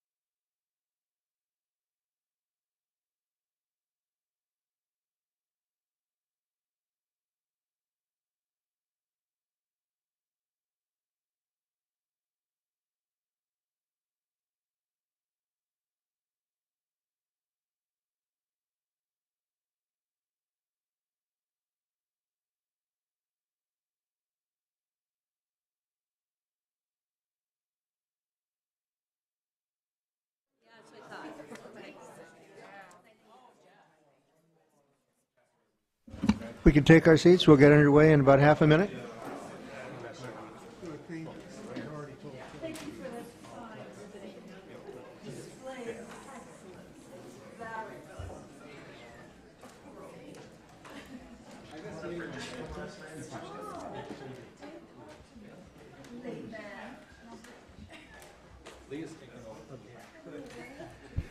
Leah, you're on. All righty. Good morning. I'll just go through and explain a few of the introductions here at the beginning of the detail part of the budget book. Before every department, and all the department heads put together a little brief summary of what they have in their 2023 budget. You'll see some graphs, a little bit of explanation, some highlights of the department. It'll go on into the department changes for the 2023 budget, and then some highlights. So I will not go over these with every department, so you guys can read these on your own time. Just kind of want to explain that department heads did put some time and effort into creating these little excerpts in the beginning of each budget. Okay. And then I'll go in and briefly describe kind of how we're going to go through these and what we look at in each budget. So the first thing we look at is the general property tax. So that first line here in the revenues, those first property tax line, that's really what we look at. So this is the impact to the taxpayers. So we look at that line, and then the difference between the 2022 adopted budget, so we're going to look at that number, and then the recommended budget for 2023, so this last column. So we'll look at the difference between these two columns. Oh, yeah. Oh, I'm sorry, we are on, let's see, 57. Is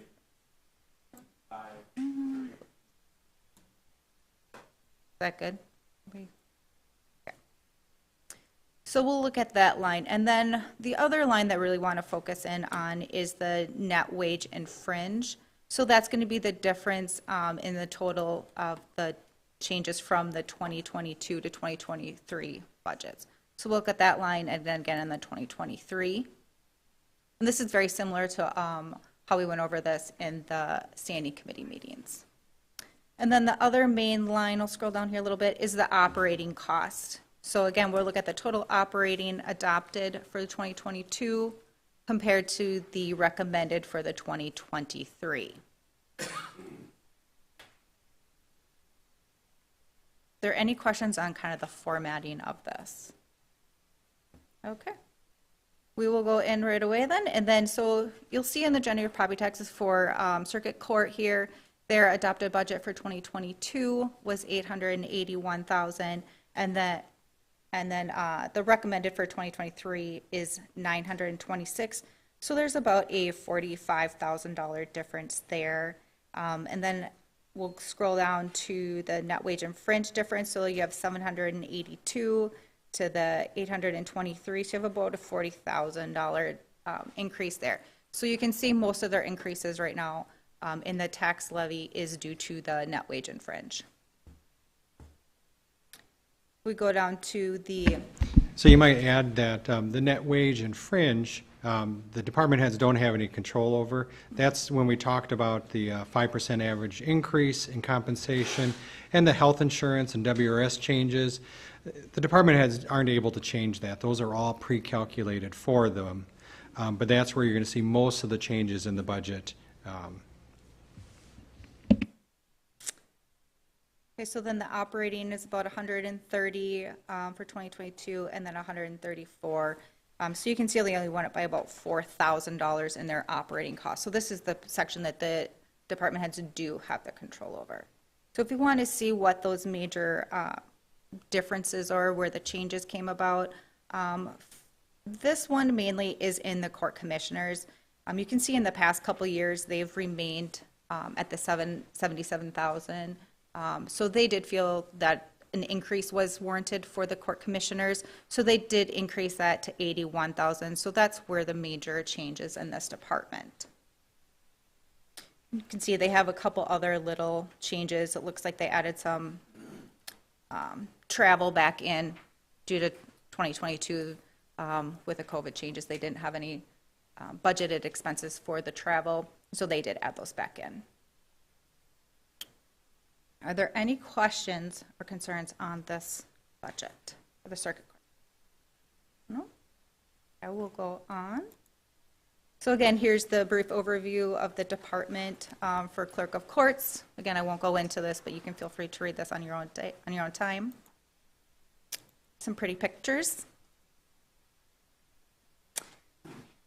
Okay, so then we'll go into their budget for clerk of courts. Again, we're going to look at the property tax line for 22 was 904,000 to 954, so about a $50,000 increase there. They did bring in some additional revenue costs for this year, which will help cover some of the operating expenses, which I'll point out later. So one of the major increases was in their court costs, court fees. So they went from 330 to 375 in that revenue. So they're bringing in an extra 25 there. Or excuse me, 45. And then also they had interest revenue increase from 20,000. Oops. From the 20,000 to the 50,000. So a bit of an increase in the revenue there.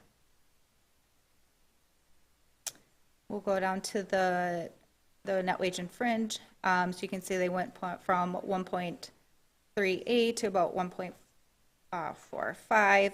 So there's about a $70,000 increase in there. So some of those additional revenue costs did offset the increase in their net wage and fringe. And then for total operating, it went from 563 to 615, so about a $51,000 increase there. And then some of the major increases on this was their legal fees, legal services, went from 145 to 160, so those continue to go up. So that was a bit of an increase. And then, excuse me, court-appointed counsel, that went up about 30,000 from 220 to 250. And then just a small increase kind of in the interpreter services. Those have gone up. It's continued to go up over the years. So they are covering most of that those increases through the increased revenue. Any questions on the clerk of courts? Okay. Next we have the medical examiners.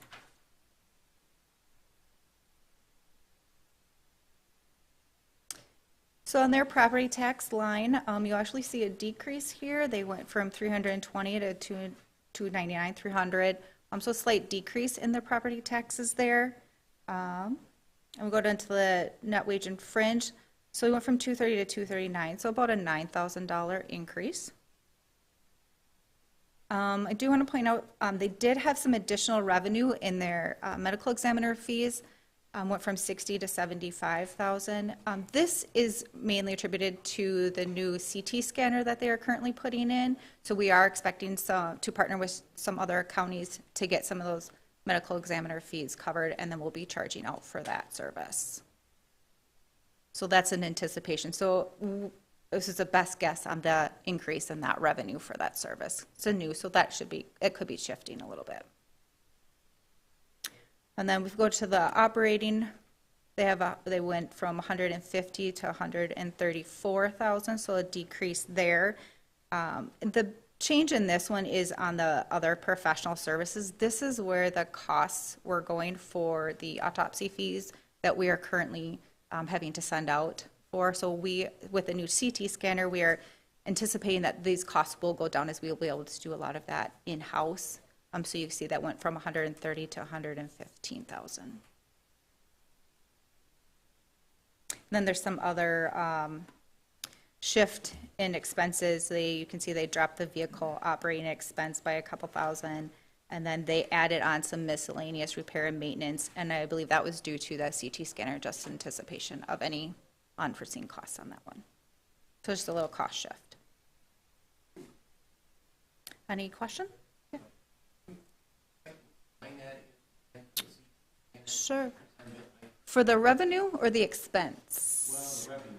Sure. So it's the third line, the medical examiner fees. Sure. So it's the kind of they wash themselves out.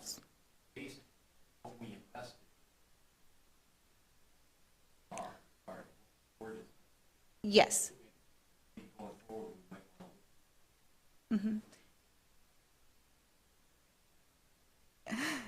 Yes, we are going to look at expanding that, and I know, Yeah, it's a good source of revenue, so. yep, and I know Patty is actually working on second partnering one? with other Okay. counties and getting those services. So right now, it's our best guess on how that's going to look. Obviously, that is a new area, so we'll be shifting that around as necessary. Any other questions for medical examiners? Next, we have justice support services. So this is, as you know, it's a new department. It's still kind of forming a little bit, so you will see some changes. And we feel that this is probably our best guess at this point. And we're thinking things will start leveling out with this department, but you will see some changes. So we went from 422,423 for 22 and up to 446 in property taxes. We did increase the public charges for service, so we're hoping that to bring that in some additional revenues in this department. So we increased that by 50,000. For the net wage and fringe, so that went from 583 to 616. So you have about a $33,000 increase there. And then operating, you see it went from about 181 to 233, so a bit of a jump on that one. It's up about 50,000. Some of those changes on that one is purchase services. So you see that one from 75 to 130,000, and this is for the drug testing and monitoring of clients. So that has gone. We've seen those costs continue to increase. So we did increase that line. And this, we're hoping to get some of those additional revenues in from the offset of that monitoring. Other professional services, you'll see there is an increase there.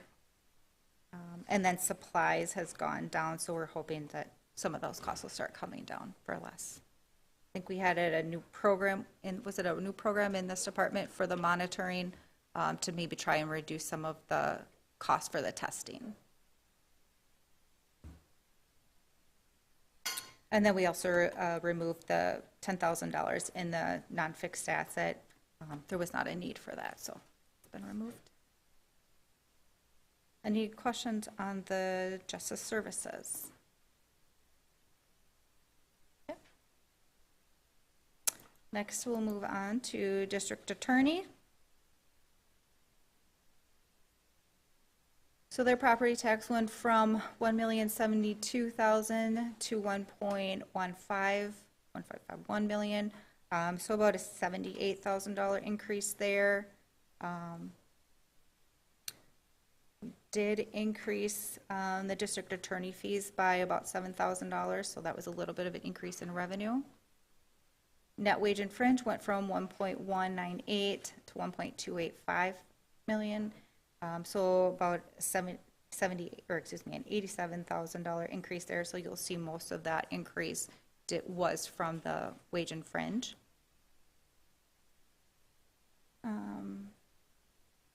And then operating went from about 98,000 to 97,000. So you'll see a little bit of a decrease there, not much. So you see their major increase was in their wages and benefits. Any questions for the DAs? All right. Move right along then. Next up is child support. So for child support, in their property tax, you will see a negative number. This means that they are actually bringing in more money than they are spending. So they are actually putting money back into the levy. So, and we disperse that out to other departments. As Ken had alluded to earlier, if you add up that full line of the general property taxes, it nets to the full tax levy amount. So we do offset some of this and disperse it out to the other departments to help cover those costs.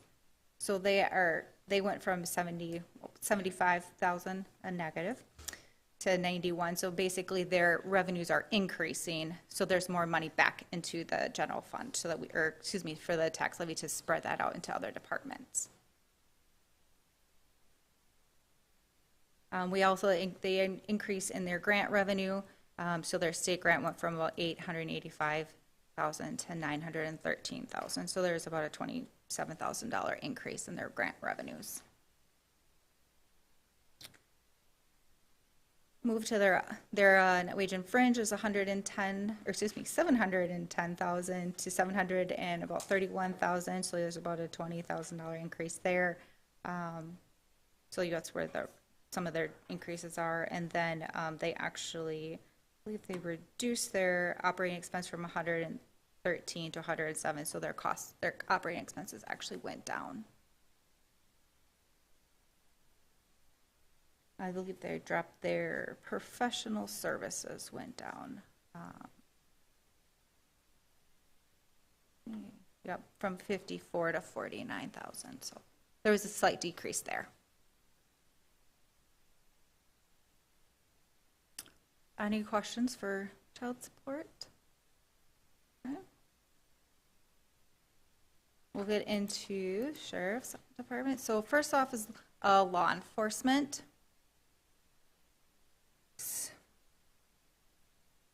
So you'll see property taxes went from 8 million to 8.5, so you'll quite a bit increase there. It's almost a $500,000 increase. As Ken had alluded to earlier, this is where there was that 250,000 in ARPA dollars that created a structural deficit. So that has gone away. So we did. So that is part of the reason for that large increase in law enforcement. So we had to cover that cost. And their wages went from about just under 7 million to 7.2. So that's where their other part of that increase has come from. So if you look at their operating, actually went from 1.54 to 1.55. So they actually only increased their operating by about $10,000. So the whole chunk of their increase in tax levy was due to their wage and fringe. And part of that was that structural deficit due to the change in pay for 2022 into the union agreement.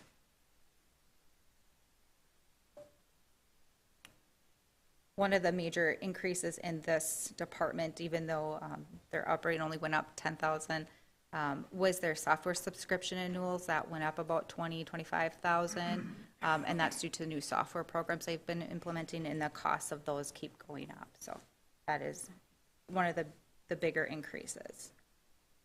They did decrease operating, or their vehicle operating expense by about 34,000 from 2022 to 23. So from 160 to, excuse me, 126,000.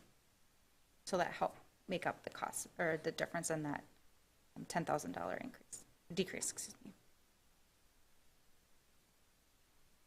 Any questions for the jail, or excuse me, patrol, law enforcement?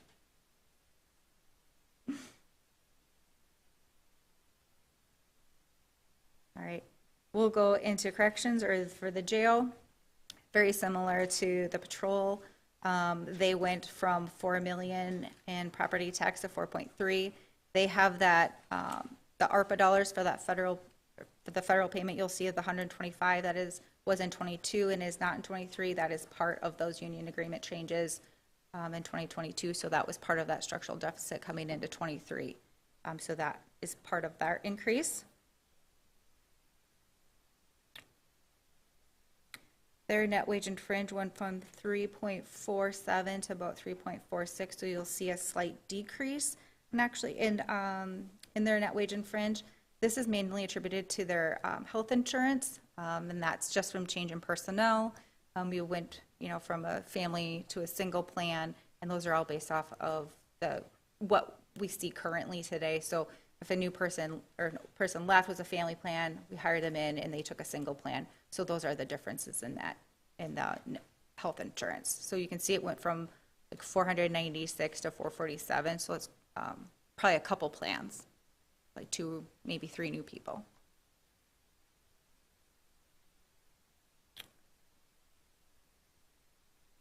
And their operating went from just over $1 million to 1.1, so kind of an increase there. It's 119,000, an increase in there. This one was for professional services. That went from 450,000 to 438,000, so about almost a $90,000 increase there. And this is that medical contract. So as you saw earlier, this is the medical contract that we knew was coming, and so there is that increase. The position that you guys had approved for the opioid use, for the use of those dollars, hoping to offset some of these costs. So we're hoping those costs will go down, but in anticipation for that, that is partly for that position.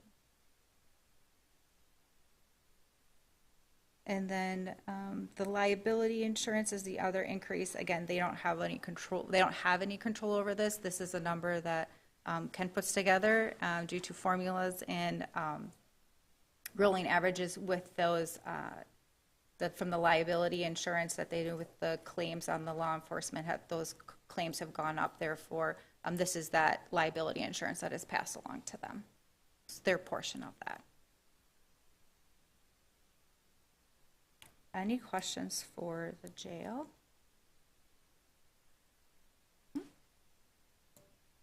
Emergency management. So their property taxes went from $62,000 to $89,000, so about a $27,000 increase there. It looks like some of that was from the state grant. The grant dollars did go down a little bit from $100,000 to $82,000, so it's a bit of a decrease there. Wages and benefits, about $147,000 to $158,000, so that went up by about $10,000, $11,000 there. And then their operating has actually decreased from $31,000 to $26,000. So there's a bit of a decrease there. So you'll see most of their increase in the property tax was due to the wage and benefits and then the reduction of the grants.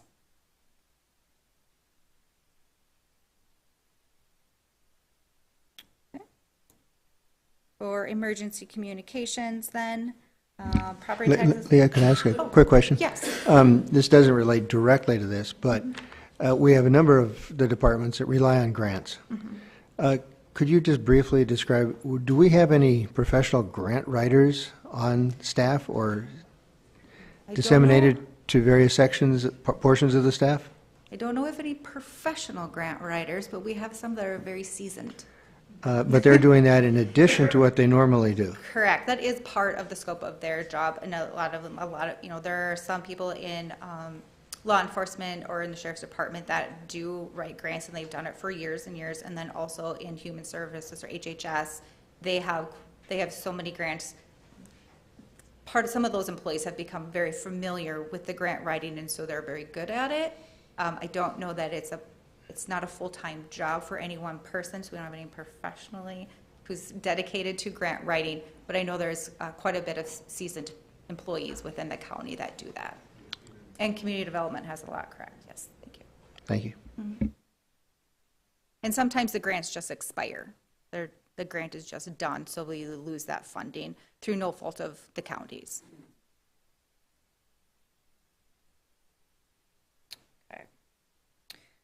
Okay, so property taxes for emergency communication. So it went from about 2.3 million to 2.4, so almost up by almost 100,000 there. Net wage and fringe went from 1.8 to 82 to 1.88, so about a $60,000 increase on the wages. And then their operating went from 507,000 to 543, so you're looking about a $35,000 increase there. The major increase for this department was the subscriptions and renewals went from 336,000 to 382. So that's where their increases for this department, and that is due to the new softwares that have been implemented, and the costs of those have continued to gone up. And they are they had some communications across the river with some ambulances and communications back and forth And if you have questions, I will welcome Terry to come up here and explain that better. But part of that is to keep that communication open between us and across the river with the ambulance services. Are there any questions for emergency communications? All right. I think Administrator Witt is now up. That ambulance service and the communications is a good example of where we've partnered with other organizations. We've partnered with the city on that to provide that service. So we do a good job at times where we can in creating those partnerships. All right, so we're going to move on to tab 12 in your book, and we're going to go over Corporation Counsel. Now the tough questions really start.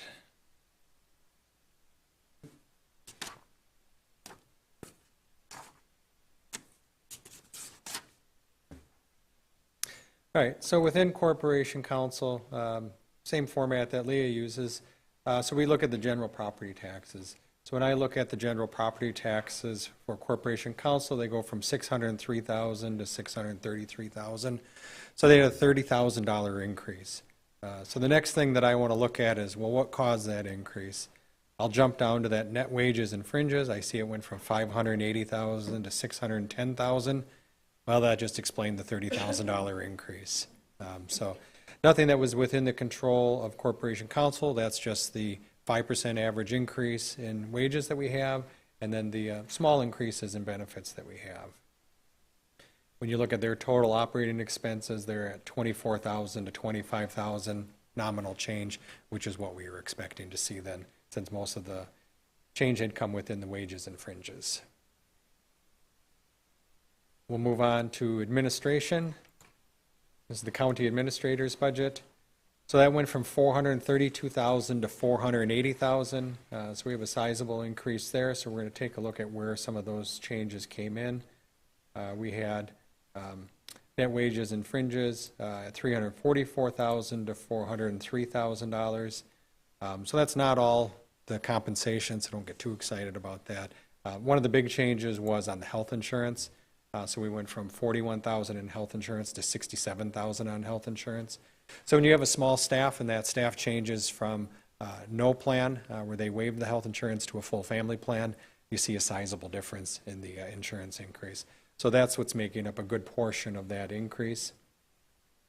If you jump down to the total operating expenses, they actually went from $88,000 to $77,000. So there was an $11,000 reduction in the total operating expenses within the administration cost center.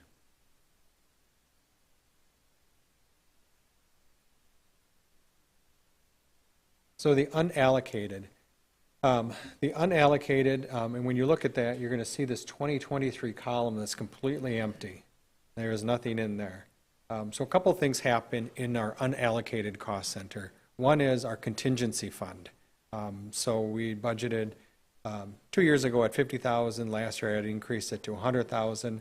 I have removed that entirely. Generally speaking, we have not used the contingency fund. So instead of asking the taxpayers to set aside $100,000 for something that might come up, we generally have enough cash reserves on hand that if something really came up that you wanted to fund, we would probably just use cash reserves to do that. So that's the methodology that I was planning on using going forward. So I have eliminated any tax levy into the contingency fund. The other thing that happens out of here then is when we do transfer money from one fund to another fund. So you can see that last line, transfer to capital project fund, 2.2 million, 3.5 million. Those are prior year transfers over to the capital improvement fund. And this year, with the 3.8 million that you guys approved last night, you'll see transfers, and this is where it gets recorded within our accounting system. But you can see the history of those transfers below. The other $3 million that you see here right in the middle of the page, that's grants and donations. That's the broadband grants, ARPA funded, that we had. So up above is the revenue that matches that, and those are ARPA dollars funded for that. That hasn't all been distributed yet. but it will be hopefully by the end of 2023. All right, so cost center 1535. This is our self-insurance. We call it self-insurance. It's health insurance and the dental insurance. We're self-insured for both of those. So you can see that we've gone from 11 million up to 11,350,000. So that's that small 1.4% increase that we see within health insurance that we're projecting. So there's no tax levy that goes into this. It's all just internal cost for the organization. 90% is coming from the department's budgets, and then 10% is coming from the employees' paychecks. Both those revenues dump into here, and then all the medical bills that we pay come out of here.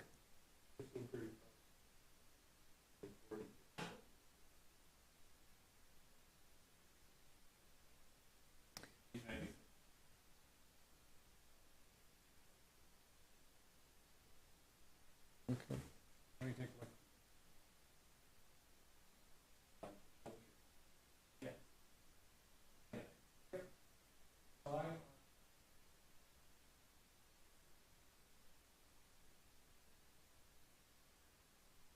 Top of the page. All right, I'll show you what Dan was looking at. So Dan was looking at the account numbers on the left side, and I was speaking of the account number at the top of the page. It's just numbers.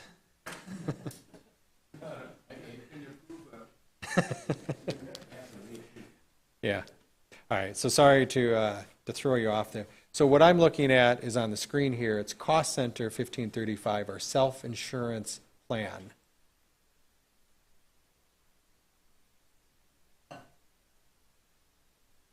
So the self-insurance, again, health insurance, dental insurance, revenues come in, expenses go out. It washes itself, though, ideally speaking.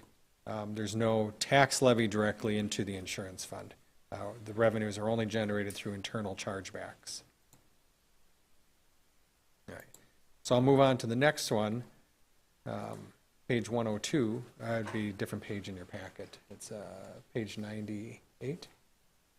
Yeah, page 98 in your packet, which is the retirement health savings. So this is what we talked about last night. This is the long-term sick leave bank payouts. So I have increased this from 250,000 to 300,000. I had the budget mostly balanced. We had a little bit of additional shared revenues that came in. So this is where I put it. The actual expenses within the RHS fund or the long-term sick leave bank payouts are really averaging closer to 500,000 a year. I can't get us there all at once, so I'm taking a small incremental step. I'm paying for what I can afford, but that was why I asked last night for the $2 million transfer in. I know my expenses are going to be greater than the revenues I have coming into it, in all likelihood, but I'm trying to get there, and so we increase it from 250 to 300,000.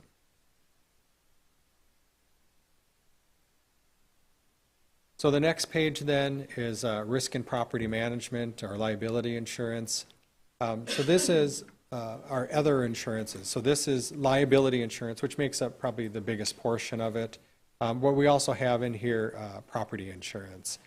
So if we have hail damaged vehicles, or 57 hail damaged vehicles, this is where that money comes out of to pay for that. And we reinsure, but we carry high deductibles. So like on our liability, we have a $500,000 deductible.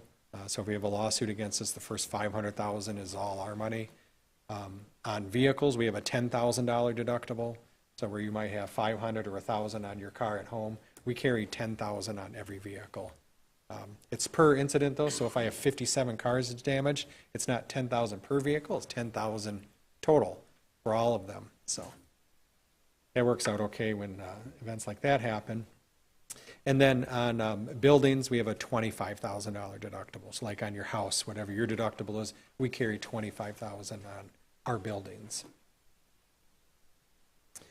So really very little change on here. We did increase for that insurance inflationary factor that we see, and that's reflected within the amount that we charge back to other departments. So this is an internal service fund, no direct tax levy.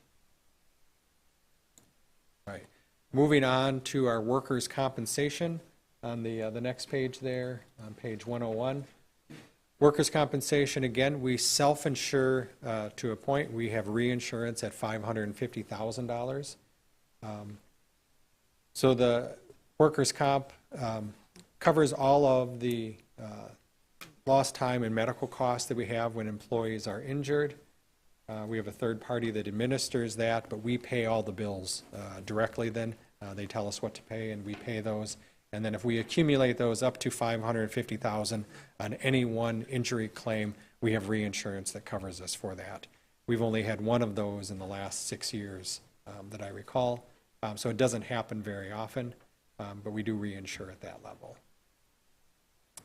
Very little change there. The only incremental change that you see is really the growth in wages, because it's a percentage of wages is how that's calculated and charged back internally to the different departments. Otherwise, no direct tax levy into work compensation. All right, we'll move on then to the county clerk. All right, so her first cost center is the county clerk's office. If we look at the general property taxes in support of the county clerk, it goes from $197,000 to $206,000. So you have, about a $9,000 increase. So as I look at it, I jump down to the net wages and fringes. I see if that's where it's coming from. They go from $307,000 to $317,000. All right, mystery solved. That's where their increase came from. I look at the total operating expenses to just kind of confirm. They went from $14,000 to $17,000. So a very small increase there within the county clerk's office. Also under the county clerk's jurisdiction, on page 107, or not on 107, yeah, 107 of your packet, is the county board committees and commissions. So this is where your mileage, your per diems, any expenses that you have, this is the cost of you guys. So that went from $167,000 down to $159,000. So we were able to save a little money here. So if we look at net wages and fringes, there's no change to that. So per diems, the amount that you get per meeting, those have to be set prior to an election term. There was no change to those, so it's flat. There's no change in what we're expecting to pay out on those. And then if you look at total operating expenses, they went from $69,000 to $61,000. So there was a decrease in employee mileage. So Supervisor Osnes is on less committees now, so. No, it's not entirely him, but we do have an experience rating that we take a look at. So if you look at the last 2 years, we're at 9,000, 10,000, but we'd been budgeting 22,000. So we were just over budgeting the amount there. So we adjusted that amount. There's where the decrease came in. I haven't cut your mileage at all. I've just decreased the expectation of how many miles that you'll end up driving. The county clerk is also responsible for the dog fund. So dog licenses are an in and out. They charge the fees, and then they distribute the licenses. So it's pretty much a wash. There's really not much to see there. County clerk is also responsible for elections. So you're going to see elections every single year bouncing up and bouncing down because there's a different number of elections, an odd number of years compared to even number of years. So in 2023, the general property taxes have dropped from $119,000 to $45,000. That's just based upon the number of elections that we expect to have. And corresponding, you're going to see that the operating expenses then have decreased. No wages and fringes are charged to the election fund. Those are all charged within the county clerk's cost center. But this just covers the operating costs of running the elections, the cost of the ballots and operating supplies and publications and such. And again, that'll bounce up and down every single year.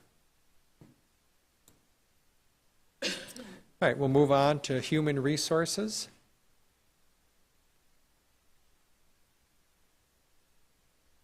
All right. Within human resources, you'll see that their general property tax, they went from 557,000 to 622,000.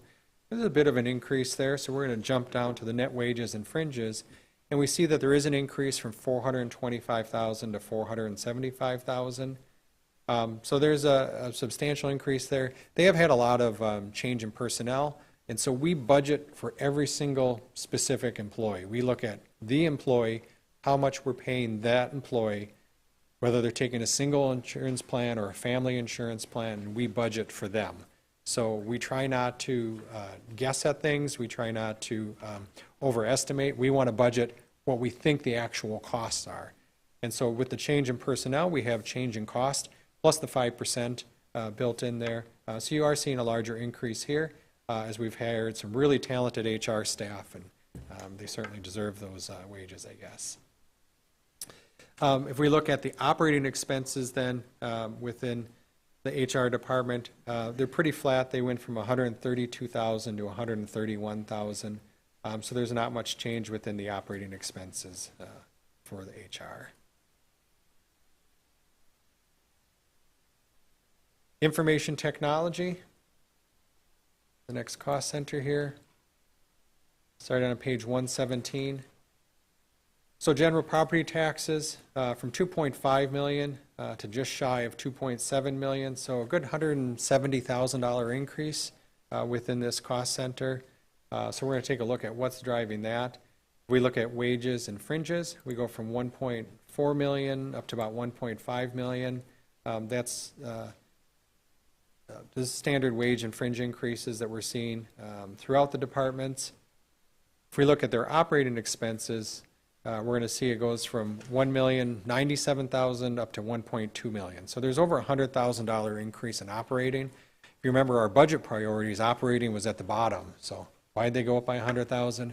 Well, that's software licensing. That's one of those things where you can't go, all right, forget it. We're not going to buy software to run our computers. Not exactly how things work in real life. So we're kind of just forced to absorb those costs, but it's operating expense associated with software, something out of our control. We go on to the finance department. Jumping to page 121. Property taxes are at $596,000 last year, and they're jumping up to $638,000. I jump down to wages and fringes. I see what's going on there. They go from $521,000 to $566,000. So there's your change right there. It's a $40,000 increase. It's primarily all attributed to the wage and fringe. We look at their operating expenses. They go from $95,000 to $92,000, right in line with where they were the prior year, which is what I would expect to see there.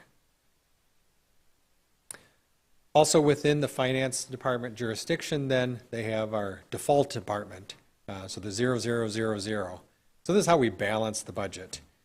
So they have a negative general property tax of $12 million. So when we look at the accounting system, it's a double entry system. Every revenue has to match every expense so that we come out to zero at the end of the day. So how we do that, and you'd seen that in the child support where they had a negative general property tax.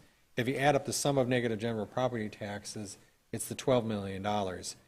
So that when I add up all of the lines for general property tax, it matches what we put on the tax bills. So this is really an accounting function.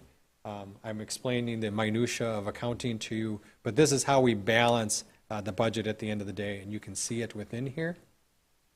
Did you have a question? I do. What did you, went from 88,000 in 2020 to 51,000 other professional services. What changed? Sure. You're on what page there? Oh, 121. Yep. Finance, right? We're in finance still. Yeah.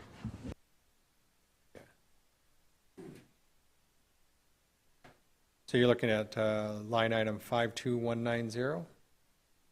Yep. So 52190. So back in 2020, we spent 88,000. In 2021, we spent $50,996, and then we just stopped spending money there and haven't budgeted anything. We transferred a position from finance into IT. It was the ERP support position, and that was an associated line item for consulting services that went with them. So that was done in the 2022 budget, I believe. It's still needed, it's just in a different part of the budget now.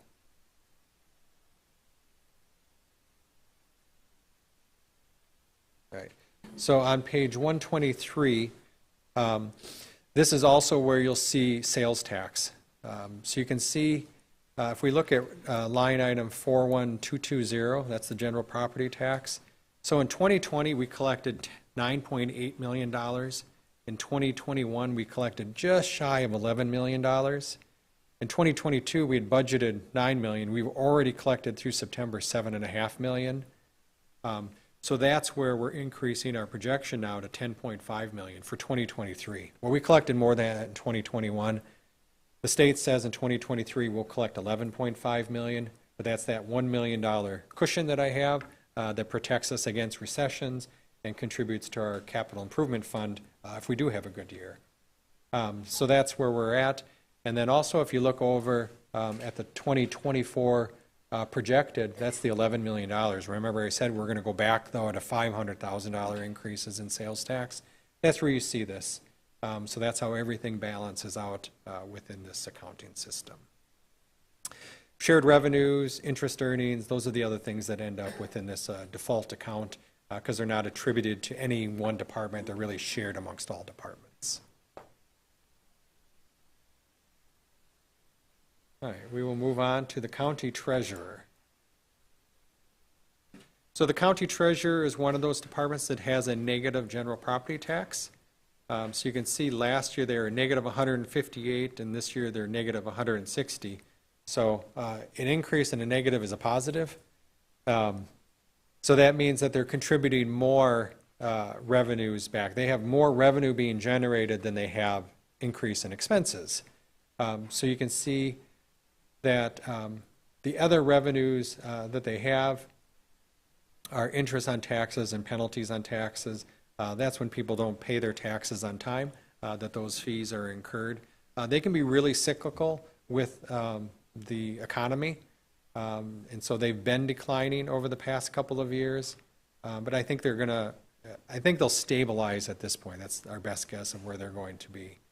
If you look at net wages and fringes, there is a small increase there. They went from $299,000 to $302,000.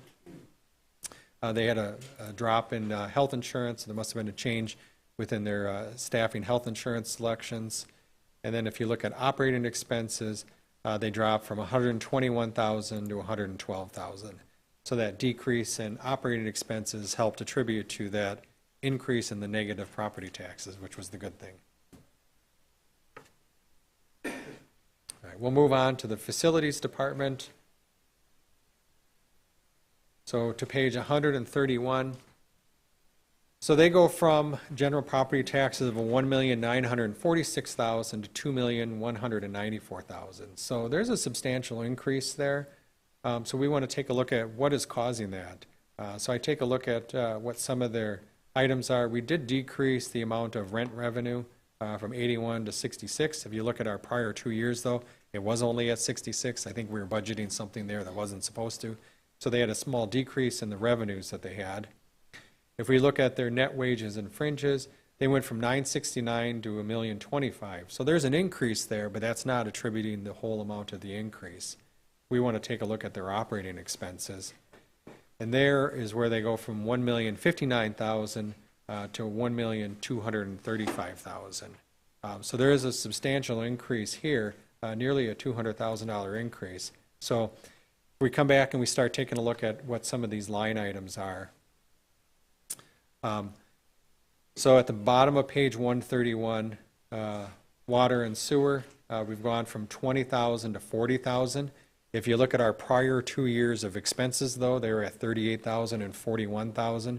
So $20,000 was under budgeted. It does need to double, so we did budget it at $40,000. If you look at electricity, we were budgeted at $200,000. We're going to $250,000. We were at $238,000 last year. Jim had requested 280,000. I did cut that back down to 250. He was looking at the new building, full functionality for increases, and I don't believe we'll be quite at the full. There will be another increase here, though. This is one of those spots where I reduced it this year to get us to a balanced budget, but I'm just pushing it down the road. There will be another increase in 2024 as the new building is completed and comes online, and we start having those costs. The only thing that's going to help that is if we're able to build the solar field on site. It will help offset some of our electrical costs. So that'll be one of the things that we'll have to take into consideration. That is an option right now within that project. We had planned it in the original scope, but in order to reduce costs, that it's currently cut. So as we find out whether there's additional funds available, that'll be one of the things to consider. And we'll look to Jerry to see whether it's a good idea or not. So if we go then to the top of page 132, we continue on with our utilities. So gas for heating, we budgeted 91,000, which is pretty much in line with where we'd been in 2021, up to 125,000, again, a little bit less than what Jim had asked for, but I'm trying to offset to get us to a balanced budget. So we reduced that, but that'll be an area where we could potentially see additional increases also. Contract for services line item, which is 52990, kind of about a third of the page down. That went from 338,000 to 360,000.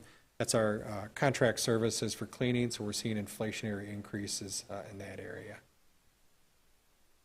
We see a few more down towards the bottom of the page. Operating supplies went from 67,000 to 79,000. That's your salt, your sand, your cleaning chemicals, different things where we see operating or inflationary pressure on the products that we buy in order to maintain the buildings. Roadway supplies is where you'll see your salt and sand. That went from 37,000 to 46,000. So within facilities, we are seeing some increases. The facilities department is also responsible for our fleet vehicles. So on page 133, it's an in and out. So basically, we charge mileage to the departments, and that mileage revenue then covers the cost for oil changes and such to maintain the vehicles. So any questions on that section?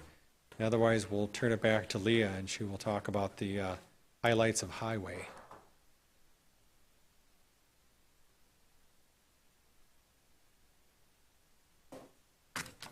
All right. Highway. So Robbie has some additional pages and highlights in his opening of his budget, and if you have questions on those, I will direct you to Robbie. He knows this much better than I do.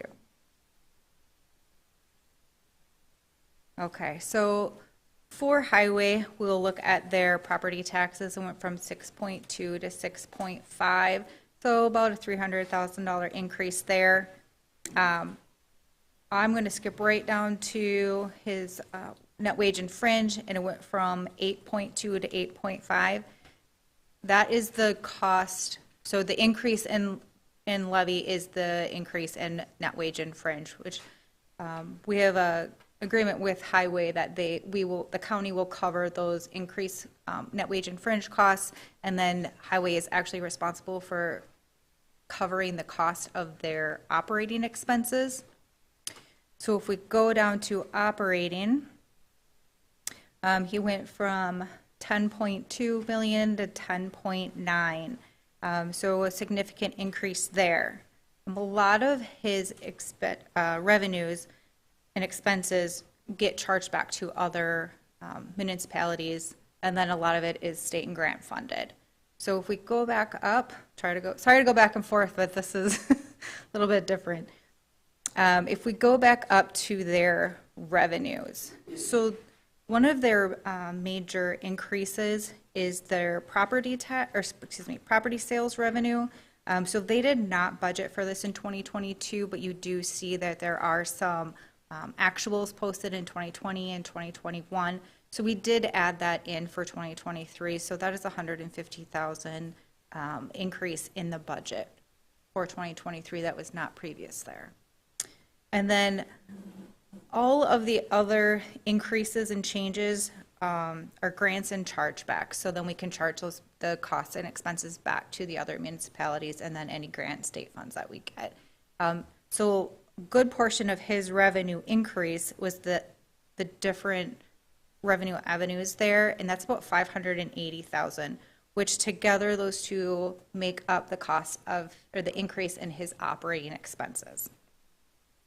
So if we go back down to the operating, one of the larger increases is their roadway supplies, and if we can find that.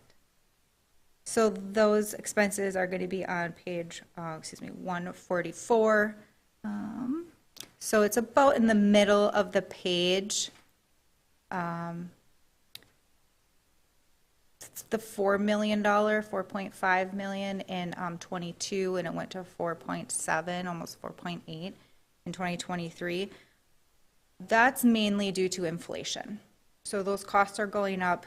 This is an area where you will see a lot of increases due to inflation. So that did jump up there. And then depreciation, which is just a little bit below the roadway supplies. That did increase too by about 900,000 from almost 1.12 to 2.1. So that went up about 900,000. So that is another large increase for highway. All of the other expenses actually come out to about a decrease about 440,000. So there's the difference there. It doesn't mean that we are doing more projects. We are actually doing less projects because of inflation. So Robbie's done a good job of trying to balance those out. So it just means we need to cut things out of the highway and what they are doing. And I'm going to apologize to Supervisor Otino. But one way to increase those projects is to increase the vehicle registration tax. So again, my apologies. But that is one avenue to increase the revenues. Well, you're welcome. So yeah, that is one avenue that we have in order to increase the revenue for the highway department, which then would in turn increase those projects back up. They are seeing a lot of inflation. So if you guys have additional questions so that's about all I have for highway. But if you have additional and specific questions, I'm going to refer to Robbie on this one. Sure. So the line under revenues where it's 48610, miscellaneous revenue. So what is that? Is that from the municipalities or is that under a different?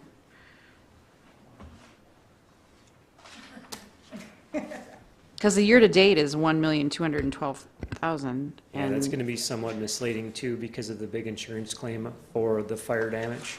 So of our fire incidents, so we track all those expenses. We did a lot of that work ourselves, so those costs hit the cost pool and then we'll be reimbursed through the insurance. But it was claim. revenue though. It would be revenue. Okay. That would be I get you. from The basically payout. doing Gotcha. the work and then reimbursement. Gotcha. A lot of our miscellaneous revenues are also, can be tied back to equipment sales, which our equipment fund is a self-sustaining fund. So while it hits the budget, it's actually not a direct levy. So as we buy and sell equipment, that money goes back into the self-sustaining equipment fund. So that's Okay. kind of why some of these accounts, but the insurance claim is going to be a big offset Oh, yeah. for this year. Okay, thanks.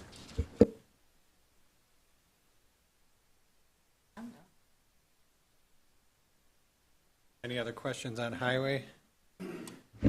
Just curious, is that insurance claim going to in any way cause a structural deficit for the next year? No, we have a $25,000 deductible on buildings, and so that was, it's about $1 million claim, probably a little over $1 million when it's all said and done, but the insurance pays everything less than that $25,000. $25,000 out of our $120 million budget is manageable.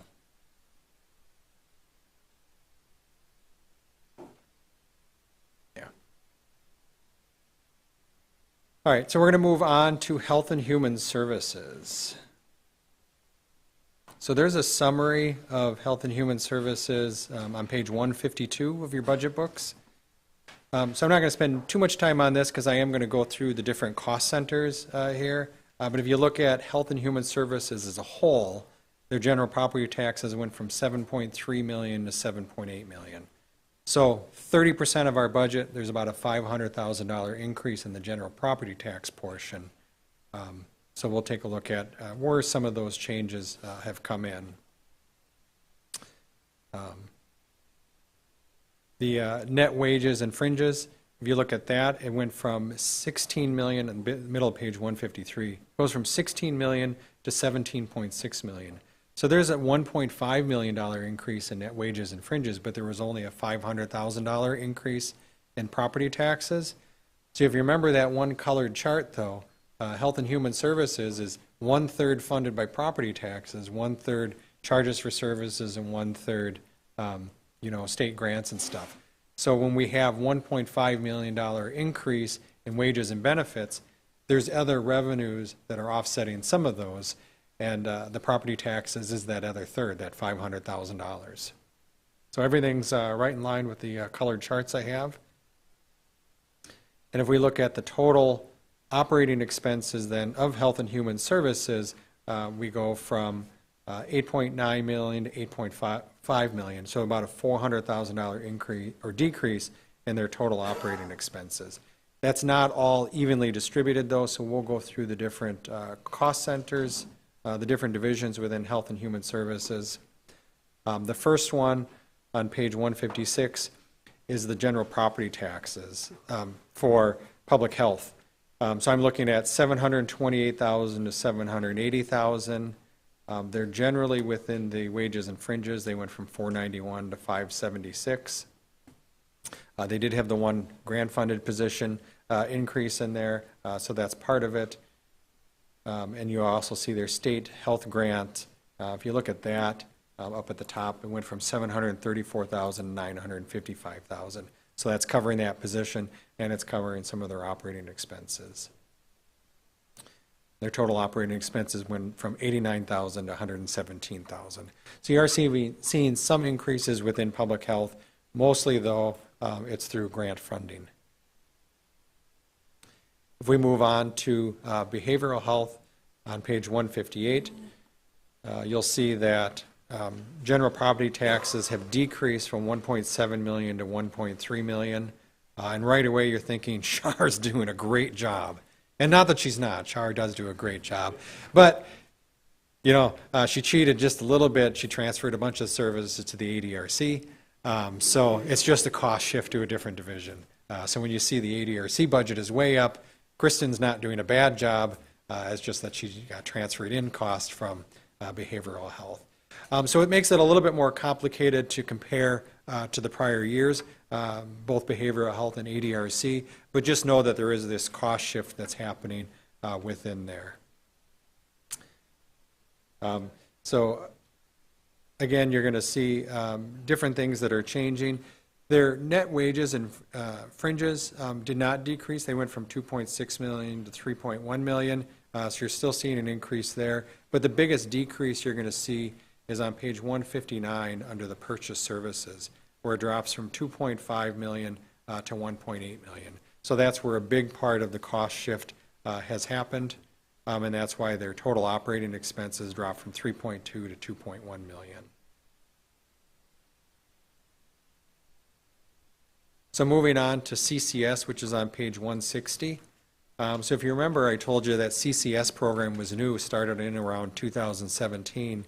It still has $0 of general property taxes that support it.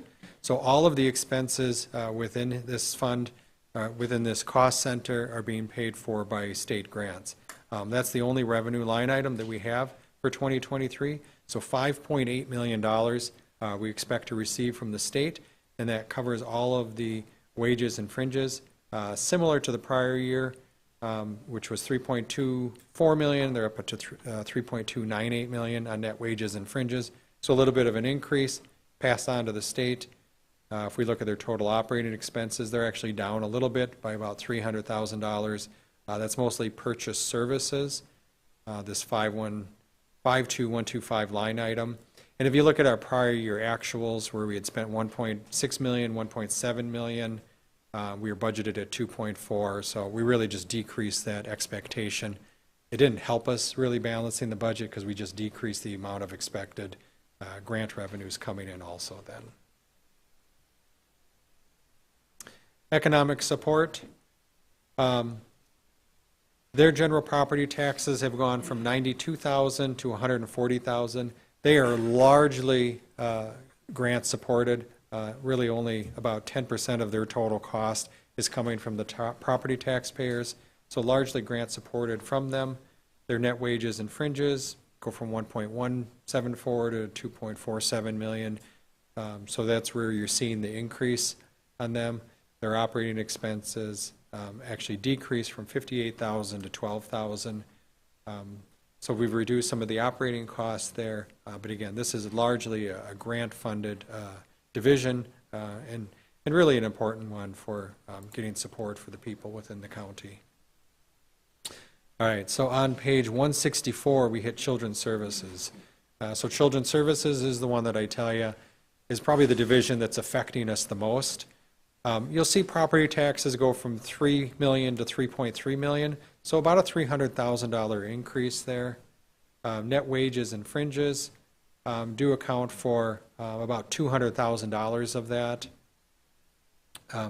But the bigger increase is coming from purchase services. So the top of the very first row on page 165 is purchase services, and that's going from 1.69 million to 2.2 million. If you look at the two prior years, we were at 2,076,000, 2,220,000. So we've been over $2 million. So we've just been underfunding the purchase services. And again, a lot of these are court-ordered costs that we have. We don't have any control over it. There's nothing we can do about it. The courts are the state arm where we interact. That's the third branch of government. And when they order it, we have to comply. The state requires us to comply with it. So again, it's a cost that we have that is an area where we really could use some lobbying at the state level to get additional support for this area. Are we at the point where they're doing out-of-home placement in out-of-state agencies yet? Yes. And we're paying the costs of that, too? Yes. Okay. That's awful. Yep. Yeah, we had, it was a really expensive one, but I think they had an out-of-home placement, and they placed them in Georgia. Mm. So, sometimes those special needs are very difficult to find placements for. And if Georgia's the closest one we can find, that tells you just how desperate it can be at times. Mm-hmm.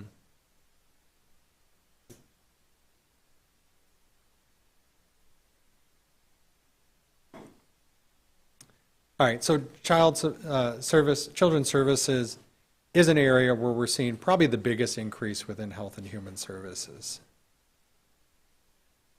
On to ADRC, on to page 166. So you do see them going from 327,000 in general property taxes to 881,000.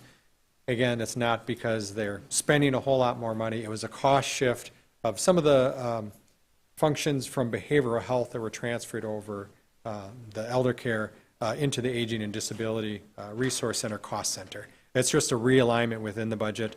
It does make it a little bit more confusing. I apologize for that. But there isn't any huge increase, just the cost shift.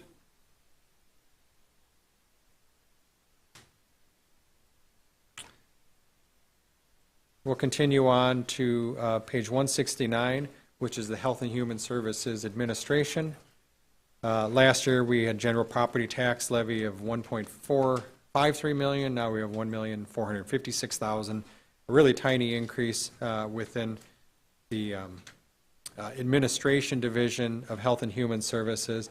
They do have an increase in net wages and fringes. They go from 1.68 million to 1.7 million. They had some additional state human services grants of $50,000 that help offset that. And their total operating expenses were pretty much in line with where they were the prior year, $390,000 to $410,000. Is there any questions on health and human services? That does represent 30% of our total budget. But again, a lot of what health and human services does is state mandated, and it's very much intertwined with other things that we do.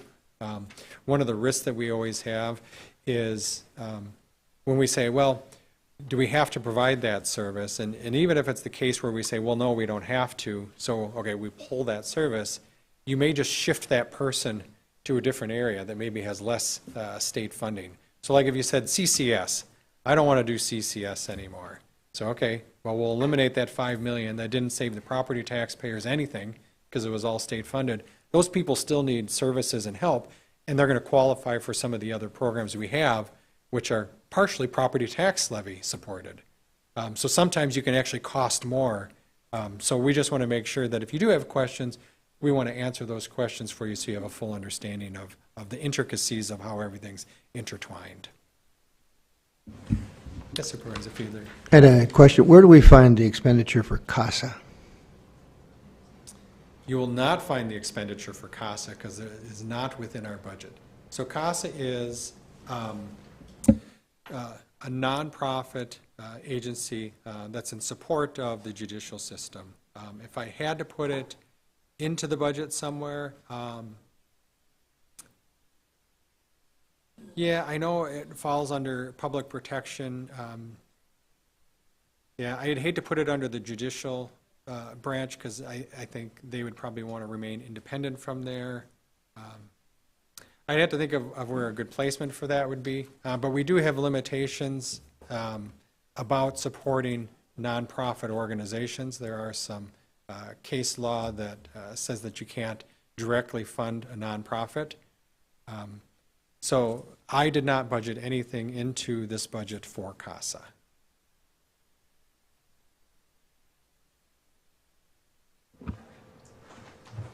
So you talk about we can't do anything about cutting because it's state mandated. How do we find out so we can control our budgets as much as possible? I have a hard time figuring out what's state mandated and what isn't. So I don't know if we want to cut or at least try to keep our cost level, what we have control over or not. Yeah, it's I will admit it is a complex situation with a county budget. That's one of the reasons why we're doing the exercise at the standing committee level of going over all of those services, and they do highlight at that level, you know, this is mandated, this isn't mandated. I just wanted to caution you, though, that even when the services are not mandated, like CCS, just for example, it's 100% grant funded. So even if you say we don't want to do it, you could actually be causing more harm than help by changing these programs. So everything is very tightly intertwined. I think your best bet is to find something that you say, why are we doing this? I don't know if this is a service we really want to provide. And I can show you all the connection points to that service. We can go over how much is funded through tax levy, how much is funded through other revenue sources, and then what the implications are if you didn't want to do that service anymore. It'd be a lot more difficult to come at it from the other perspective and say, okay, well, here's all the things that fall under that umbrella, just because there's so many things that are connected in different ways. So at the standing committee level, as you're going through those, I encourage you to question each individual service at that level.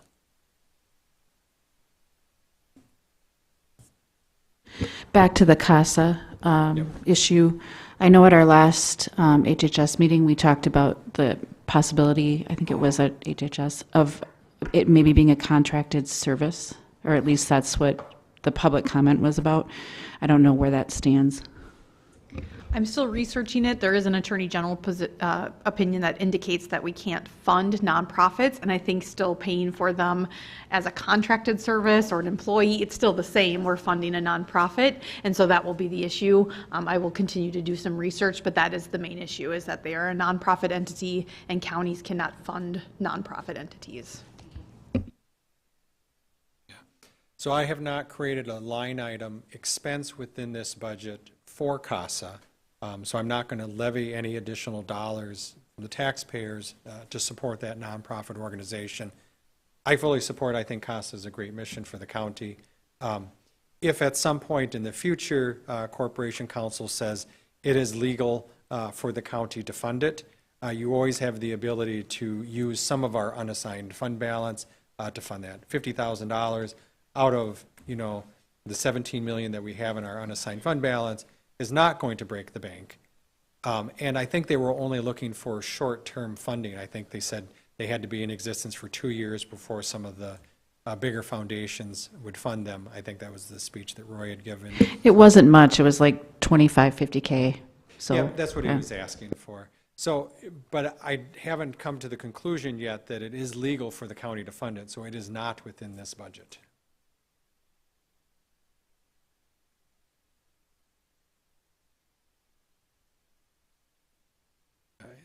So no other questions here. We will move on to the healthcare campus. So on page 173 is a summary of the healthcare campus. There's 3 divisions within the healthcare campus. This combines those 3 together. General property taxes, you can see that top row is zeros or blank all the way across. So we are not using general property taxes to subsidize the healthcare campus at all, other than paying for the debt that we built it with. That comes through the debt service levy. But from an operating standpoint, the taxpayers are not subsidizing the healthcare campus. They actually generate more cash flow than they have expenses. Their biggest one is institutional care. That's the charge for services that they have. So that's where they generate the revenue, and they're able to cover the cost of labor and building maintenance and operating supplies through that. If we break that down into the different cost centers that they have, the 3 cost centers they have, starting on page 177 is the skilled nursing facility. This is the traditional nursing home that we have. This is what we had prior to the expansion. These are the beds that are within skilled nursing. The next cost center, which is on page 180, is the Kitty Roads. We are still budgeting money within Kitty Roads. If you look at our year-to-date expenses, though, that column is nearly blank. I think we've spent $846 so far within Kitty Roads. So really, we haven't operated the Kitty Roads for a couple of years now. Part of it was due to COVID, when they were under a lockdown and masking requirements, working with dementia patients under those restrictions, they thought was very difficult. So they didn't encourage residents to be joining the Kitty Roads cost center, this division. And really, the issue now is staffing. So finding enough staff to open this wing is really the challenge. So all of the staff they have are working through the skilled nursing or through Orchard View to staff that. So they haven't gotten to the point where we can find enough people to open this division back up. We did budget here just in case we do reach that point, though. To go back to the skilled nursing. Yep. Institutional care on the income side, our year-to-date is significantly lower than our operating budget was. So where are we going to see that? There's going to be at least $1.5 million or more money coming in than what we had anticipated. So where are we picking that up from? Yep. If you remember that FTE chart I showed you, and we had jumped up a whole bunch of employees, so we went from 560 to 590, and I says, well, we added 30 employees. So we added 30 employees into the budget. So those employees are in there, and we budget at, we're going to be operating near capacity, and we have employees budgeted at near capacity. When we can't find the staff to fully fund that, we're not able to fill all those beds. So what you're seeing is we're not able to fill all of the beds. We're not able to fill all the beds because we can't fill all of the staffing. So while the revenues are down, the salaries and fringes are going to be down also, and the operating expenses are going to be down because there's less bed fill.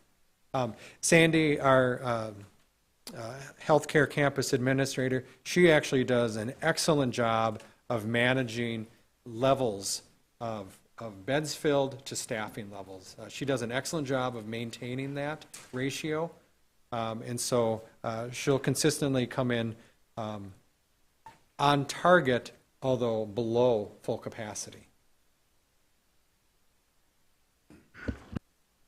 This is an enterprise fund, is that correct? Correct, it is an enterprise fund, so we operate it just like a business is operated.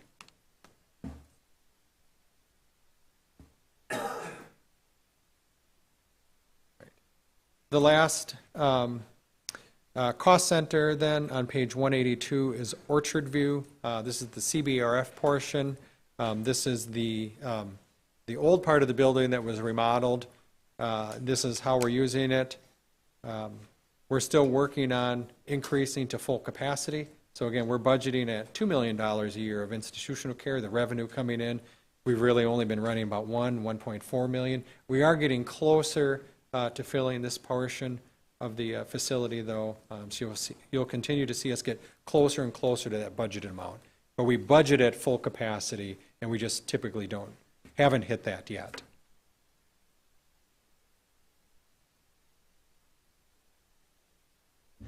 Ken, if I can interrupt for just 1 second? Yes. You've got 6 items left. If you think you'll wrap up in the next 20 or so minutes, and I don't want to rush you through it, we'll just keep charging if that's okay with everybody. Yes, I believe we will. Okay? Is that any issues? I have just one more here, and then I'll turn it over to Leah for her final section. So on page 188 is Veteran Services. They go from 294,000 to 312,000. You'll see a little bit of an increase in net wages and fringes from 271 to 294, which explains their increase. Their operating expenses are actually down about $3,000. So really nothing to see there at Veteran Services. And then I'll turn it over to Leah for her last section. Okay. All right, we'll start with the Register of Deeds. You can see on their property tax, they do have a negative number. That means they are generating more revenue than what their expenses are, so they are contributing back to the county for that disbursement back out to the other departments. So they went from 424 to 510. While that number increased, it is actually a positive, so they are generating more money than they did last year. So that increased by about $86,000. And then they also increased their Register of Deed fees from $925 to $1 million, so there's a $75,000 increase there, which basically attributes to the less property tax, or the more they're contributing back, I should say. And so their net wage and fringe went from 423 to 406, so they did go down about 17,000. That is actually attributed to the health insurance selections. So again, we probably budgeted for a family plan, or there was a staff at a family plan and then a new employee came in or changed their selection down to a single. We go to their operating expenses and went from 77,000 to about 83,000, so a slight increase there. That increase is actually in their software subscriptions and renewals, so kind of towards the end of page 193, went from 56,000 to 62, so they just had an increase in their software programs that they are using. Okay. We'll go on to community development. So parks, start with parks, so that's on page 198. So for the parks, their property taxes went from 291,000 to 400,000, so about a $108,000 increase. They also, they had some decreases in their grant revenue. So that went from 191 to 70,000, so a slight decrease in that. And they do have some fund balance applied for this year, so that's just some of their park cash reserves they will be using this year, or in 2023. And their net wage and fringe went from 538,000 to 561, so about a $23,000 increase on that one. Their operating went from 326 to 340,000, so about a $14,000 increase there. One of the increases on that mainly attributed was their other operating supplies went from 60,000 to 70,000. Questions in parks? All right. So their land and water, property taxes went from 242 to 255, so about a $13,000 increase here. And then you could, for their grant revenue, went from 311 to 367, so about a $55,000 increase here. They did have $100,000 in fund balance last year. Ellen did request $100,000 for the 2023 budget. That was cut back to $75,000 for 2023. I know she does have some questions on this, and so this may change a little bit. And if I'll go through the rest of this, and then if you have questions, I can call her up to explain some of her changes. Okay. Net wage and fringe went from 566 to 515,000, so a slight decrease there. This is attributed to a shift in personnel. They were budgeted in this department, but they actually moved to another department, so it's just a cost shift on this one. And then their operating expenses went from 412 to 525,000, so about $113,000 increase here. And all of this was attributed to the cost sharing, went from 281 to 390, so that's the difference in that cost. Supervisor Hanson. Thank you. At the committee level, when we covered this, there were 3 program areas that didn't come up, and I apologize for this to bring it to the committee of the whole. And they were shaved by the administrator erroneously. I would request that we add $30,000 to Category 6110 Resources, Land and Water Conservation for the 3 following program areas. County AIDS Match Grant, which is the area that the state will contribute half and then the county contributes half. That goes into improving projects that generally it's turned over to the Sportsman's Alliance, who have been involved with, for the past 70 years, improving public, generally unimproved areas, most boat launches and parks, unimproved public access areas in the county that you have probably visited for hunting or launching your boat or bringing your kids have been touched by this organization, and they do a phenomenal job. Think of it as a Friends of St. Croix County Public Lands organization. The second is a tree sale program, which is a pass-through program, but if we shave money off of it, we get less money for the program. The third is a groundwater analysis and testing program. This is one of our it's a program that we have made a goal to support as a county board. If we take funding from it, we're not meeting our own stated goals. So we need about $30,000 added, and I would request that, Ken, if you could explain where we could find $30,000, I'd appreciate it. Help us out. Yeah, I think you have a couple of choices.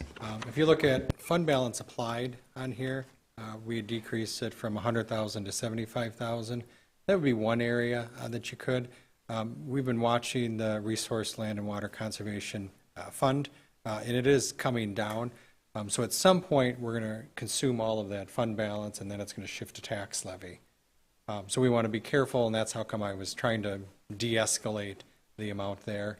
Another area would probably be, the last thing that I added into the budget was in the RHS fund. If you remember, an hour and 15 minutes ago, we covered that. So the RHS fund was under the administrator's section, tab 13, but it was the amount we put in to cover long-term sick leave bank payouts. So we'd gone from 250,000 to 300,000. That was kind of the last dollar amount I had gotten in at the end of September. And I thought, well, it looks like this is going to continue on, so I need to find a way to fund it at the level that it really is, so I'd put 50,000 into there. So those would be the two areas I'd recommend that you take a look at if you want to increase the expense side. So how would we go about that, Mr. Chair? Well, and I was actually going to turn to the administrator and ask that same question. How do you think we should proceed with an amendment from Supervisor Hanson to that effect? Or would you want to make a recommendation that you come back to us in November with that addresses it? How would you like to proceed? Yep, no, I'd actually prefer to have a vote today on any changes that you want to make to it, and then I will incorporate those into the November 1st budget, so that when I present it at the public hearing, I'm presenting the budget that you guys have kind of already tentatively agreed to. Supervisor Burning. We can't vote on anything in this committee. There's no action items, so it'd only be recommendation. And Supervisor Burning, the committee can make informal resolutions. So I guess it would be a recommendation vote. But Supervisor Burning is correct. There's no resolutions on the committee of the whole agenda. So what Administrator Witt is requesting is a... So effectively, exactly. So it's not a vote that's final, but a general direction as to what to guide the administrator. So Supervisor Hanson, how would you like to proceed? I would ask for your strongest recommendation for funding. So what we're looking at is at the bottom of page 200. I had cut other professional services from 93,000 to 73,000. And I had cut 5,000 out of other operating supplies. So roughly the 25,000, and that was the decrease out of fund balance applied. That'd be the first recommendation. The second recommendation, if you didn't want to do that because of the declining values within that cash reserves, would be to come out of the RHS fund.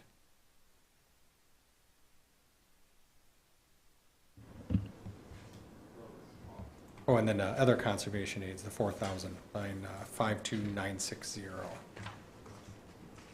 And that covers all three concerns. Correct. Would there be any strong objection from anybody to do that? Just a thumbs up, kind of a green and red panel? I'm just polling. Mr. Chair, you don't mind if we do that, do you? I mean, it appears there is no objection to what you're suggesting. Supervisor Anderson. I guess I just have a quick question. I mean, I fully support this. It's just the question of if we keep taking from fund balance, you said that fund will eventually run out of money. How long will we have if we keep this pattern up? You remember that one? I believe it was either 2 years or 3 years. So 23 and 24, I think. Yeah, so she said we got 2 to 3 years of cash reserves left to continue this, and then that is either you're going to get rid of the expense part of it, or you're going to increase the tax levy part of it.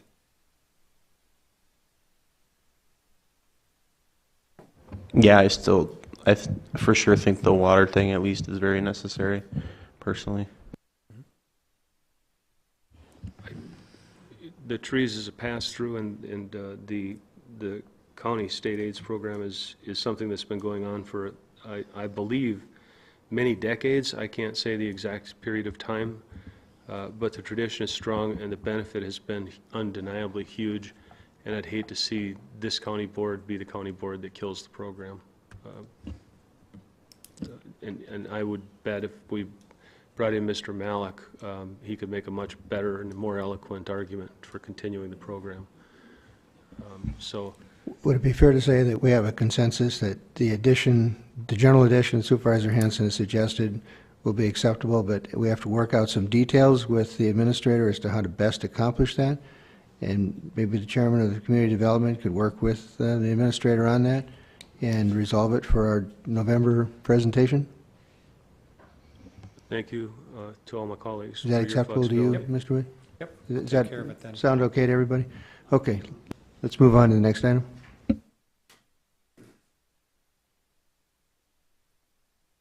Okay, we'll move on to planning. And they do not have any general property taxes, so they are self-funded in this department. Some of their revenues, the land record retained fees went from 144 to 180,000, so there's a slight increase there. And they do not have any fund balance applied in this year and did in last year. Net wage and fringe went from 61,000 to 64,000, so a slight increase there. And then their operating expenses actually decreased from 203,000 to 167,000, so about a $36,000 decrease in that there. And then a lot of that was due to the mapping services, and I believe that was attributed to last year. They had the aerial mapping done, and so this year they do not have that. Move on to zoning. So that is on page 203. Their property taxes went from 1.5 million to 1.6, so just under $100,000 increase, about a $94,000 increase there. Their zoning permit and fees did increase from 160 to 170,000, so a $10,000 increase on that one. Net wage and fringe went from 1.53 to 1.64, so that's almost the entire, so that's about those two increases. So it's about $110,000 increase on the wages. And this is where in land and water, that cost shift came from that department into this department. So that's where you see that shift in cost for the net wage and fringe. Operating supplies went from 387,000 to 380,000, so a $7,000 decrease in the supplies, or excuse me, in the operating expenses there. Move on to recycling. They have zero property taxes, so all of their money does come from their recycling program. So their revenues actually remained pretty flat. Total revenue was from 215 to 219, so just a $4,000 increase in their total revenue. Net wage and fringe went from 73,000 to 77, so that is the increase there. And then operating went from 104. It's pretty much remained flat, just a couple $100 increase on their operating.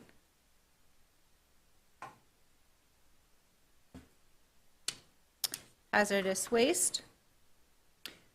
The property taxes went from 53,000 to 60,000, so a $7,000 increase in property taxes. And then their operating went from 86 to 93,000, so an increase there, which matches their levy increase. And that was mainly due to other professional services. The cost of running those programs is increasing.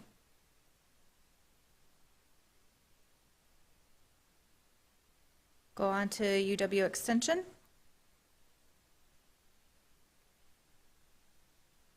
So that is on page 209. So their tax levy decreased by about $1,000 from $255,000 to $254,000. And we do not have any direct employees here. Those are all contracted staff. It's a contract we have with them. So their operating went from 270 to 255,000. So you'll see the decrease there.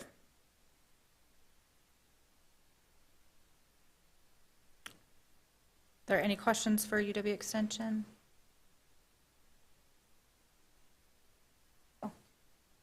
So the contract services, Supervisor Hanson had asked me a question about that before, but other professional services is the contract line, 52190, the second expense line, where it's 219,000 to 224,000. That's the contract services with UW Extension. The rest is they decrease some of their revenue expectations and some of their operating expense. But basically, it's status quo for UW Extension.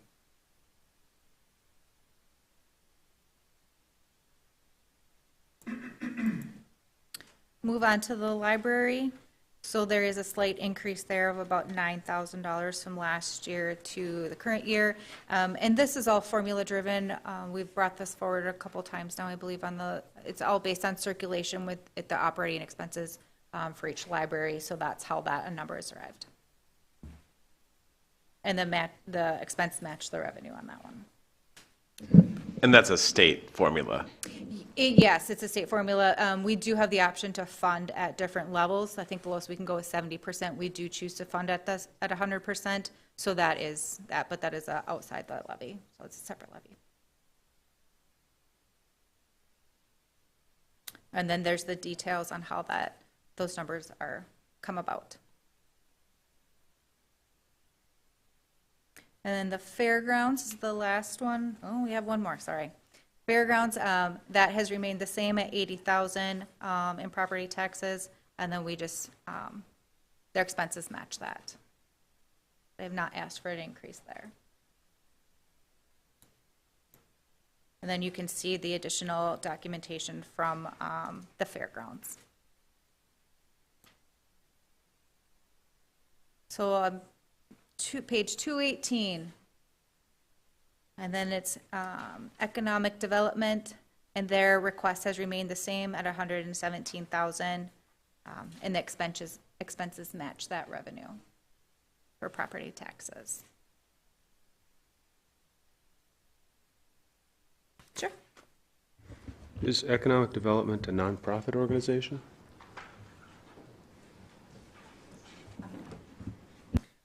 I don't know if the SEC is. Are you guys a nonprofit organization? I brought along, if I can go to the podium, brought along an IRS publication updated every year, 557. It's about 76 pages worth of everything you wanted to know about a nonprofit. We enjoy the 501c6 business league organization, far different than a charitable organization. So we operate just like a Chamber of Commerce would in the eyes of the IRS. Private, nonprofit, business league organization. Yes, they're a nonprofit. So the difference is that you can contract for services that the county is able to provide. So the county can have an economic development department. We could have an internal economic department, or we could contract with one. So it's not about where the money's going to a nonprofit. The case law says it was a food pantry, so the county doesn't operate a food pantry. It's not authorized to operate a food pantry within the state law. We are authorized to operate economic development, though. That's why we're able to contract for that. And do we have the ability of establishing measurements of performance measurements when we hire a contractor? Absolutely. All right, that's something we should discuss.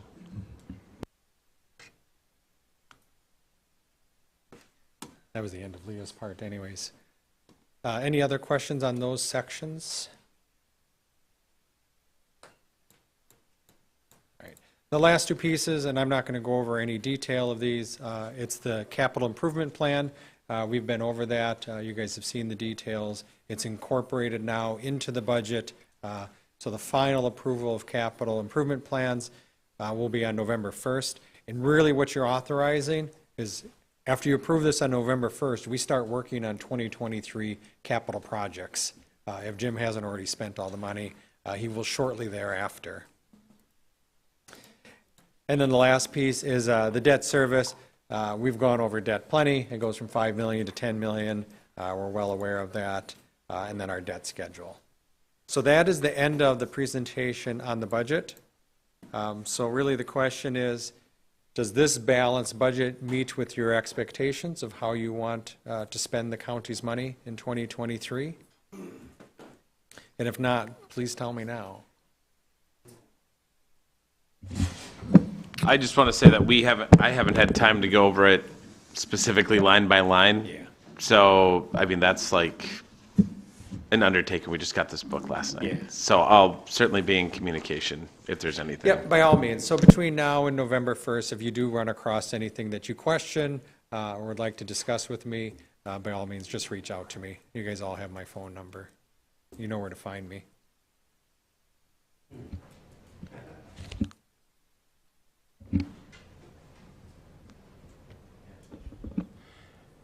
Just one minor change in your block 4320 on CCS. Maybe just at one point have a title name instead of an acronym.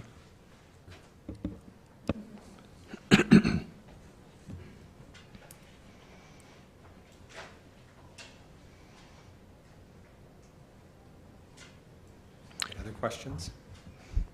I'm just going to comment that during the break, a couple of the newer supervisors just came up to me, Ken, and they were extremely in awe of your and Leah's comprehension of the budget and presentation of the budget.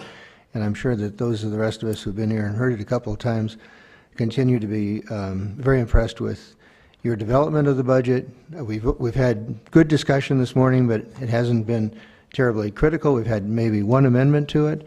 And so I think you and your staff have done an outstanding job. And if the rest of the board feels that way, I think we can give Ken and Leah a good hand.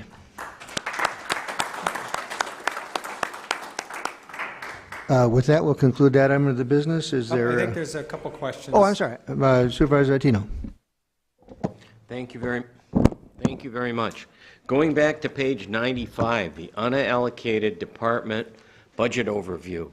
That's part of the money that we transferred yesterday to capital improvements. Is that correct? This $3 million?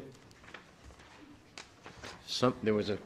Yep. Okay, so on page 95 of your budget book, the $3.8 million that you guys approved last night is not showing up on here yet, because you just approved it last night. Okay. I'm good, but not that good.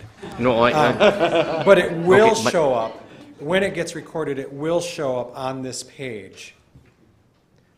Okay, so it seems like every time we come to this, it's like a revolving door. There's this surplus amount of money, and we always put it in the KIP, and then wind up spending that money. And I'm coming to a point where I gotta say, some of this, why are we spending all this money? Why doesn't some of this go back and maybe become a tax credit for the taxpayer the following year? Wouldn't be that hard to administer, but we just keep spending money like it's growing on trees. And I've said that for a long time. And I just think we need to look at that going forward as a big change for this board. Thank you. Mr. Chair, if I might. Supervisor Hanson. I love you, Rick. Supervisor Otino, if I might just give my defense to the KIP. The capital improvement plan is a 5-year rotating budget that takes care of the stuff that we have. My assertion, and I continue to make it, is that if you don't take care of the stuff that you have, it falls apart. And it's a lot more expensive and I'm talking about a lot of the things that go into the KIP are to maintain and improve upon the things that the county already has. We replace parking lots. We improve buildings. We replace the air handlers in buildings. We improve our parks. We do things that we wouldn't otherwise do if we didn't have this 5-year rotating budget for capital improvement. It's a good plan. It's something that wasn't in place before 2012, and it's done a really good service for helping to keep the wheel from becoming flat, having those flat spots, so that we don't have surprises. I think that I'm proud of the way the county board and the administrator have been able to manage their budget, and the KIP is a really useful tool in doing that. So that's my 2 cents on the matter. Supervisor Attino. Thank you very much for your input. One of my concerns on that is the amount of money that we're looking at. Yes, I agree that you have to maintain, I mean, even as a homeowner, you have to maintain your property to maintain its value. But the amount of money that we're putting in here, we had 3 million, now we're at 3.8 million. That's a lot of money to be putting into that. Why can't we look at this going back again to saving the taxpayer some money the next year? A part of it. I mean, because I did the calculation here. The county tax portion is very minimal as far as property. From 818 to 761 was the calculation. It's like a $57 increase. I'm not talking about a lot of money here. I'm talking about at least giving the taxpayer some kind of break, because we're not getting any break right now with the inflation that's going on, the spending on the federal government level. It costs the average household $4,500 a year more today to buy the exact same things you bought last year. And I just see we're going to tax ourselves out of prosperity. Thank you.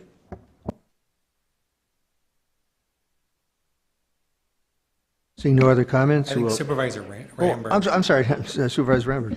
I know I'm short, but you answered most of my questions as we were going, but I did appreciate the way that this was put together by staff and Administrator Witt. It helped me, because I felt like I was finding Waldo before I started, and now I found Waldo, so now I know where to go as we move forward with this, and thank you for that. But getting to these windfalls that we have, you know, the grants, the opioids, the ARPA, the broadband things, one of the things I think of, and the fund balances moving forward, is how comfortable are you as we move forward with our worries of us eating our seed corn?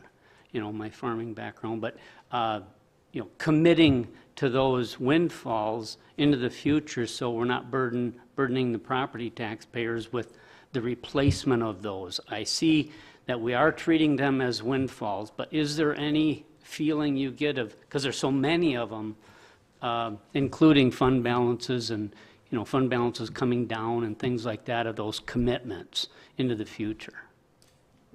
Yeah, anytime we get one-time monies, you'll always hear me preach that this can't be used for operating expenses. It can be used for operating expenses. I just tell you it can't be so that you don't. You can do whatever you want with the monies that come into the county, but it's not a best practice to cover an operating expense with a one-time money, because then we create a structural deficit. And so when we did it last year and we had that 700, we knew it was a structural deficit coming in, but we felt that it was a manageable amount and we could do it. That's probably the only time I can remember in the last 20 years that I've recommended building a structural deficit budget. We resolved that. We don't plan to do that again in the future. So my recommendation is always the one-time monies for one-time expenses. And we do a very good job of adhering to that here. So yeah, with there are a couple lines here where the fund balance is, there is fund balance being used, which to me is kind of similar to a structural deficit, or if not functionally the same thing. Like things like that, the $100,000 every year for the parks, that fund has 2 years left. I want to make sure that those programs are either funded some other way, or we allocate that in the budget so that, or they get eliminated, whatever is determined, so that we're not continuing a fund balance for certain things. Yep. So exactly. So when we're using fund balance, we're paying for something within that cost center. And it does become a structural deficit when we've run out of cash and we don't anticipate having cash to use the following year. But the other way to solve that is what those expenses, what that cash is covering, we can cut the expenses. So we can solve it in either way. So yeah, it's not dissimilar to a structural deficit, but it's not into the next year because there's two different solutions you have for it. It's not an ongoing expense that you're really stuck with or committed to. Supervisor Van Serman. Thank you, Vice Chair. My concern is, I think we've seen it in a couple times, a couple places where there's a reduction in grants. And I'm concerned about us using some of this money to bring that grant amount up to what we want. And I like your way of following it. One-time money is one-time money, a grant is one-time money. So I want us to be careful so we don't end up half funding what grants funded last year or the year before, so that we have a true budget, not a kind of a fake budget. This is my want, and this is my want, so let's take it out. How do you guard against that, Ken? Yeah, because I know where all those line items are in the budget, part of it. So some of those situations are like ARPA-funded positions. So we have 5 ARPA-funded positions at HHS that go through 2024. When that money runs out, those expenses will run out. So if we don't decide to fund them in a different methodology, the expenses go when the revenues go. And you saw that with the one CDD grant project technician position that we did eliminate. So we watch it and we cut those when they get to that point. Thank you. Are there any other comments? If not, thank you again, Ken and Leah, and that wraps up our business item. Are there any requests for future agenda items? The next meeting of this committee will be probably in March at a to-be-determined date in 2023. So we can always get to Ken in the meantime and ask for an addition to the agenda for that. Are there any announcements and correspondence? Seeing none, we're adjourned at 11:32. Thank you.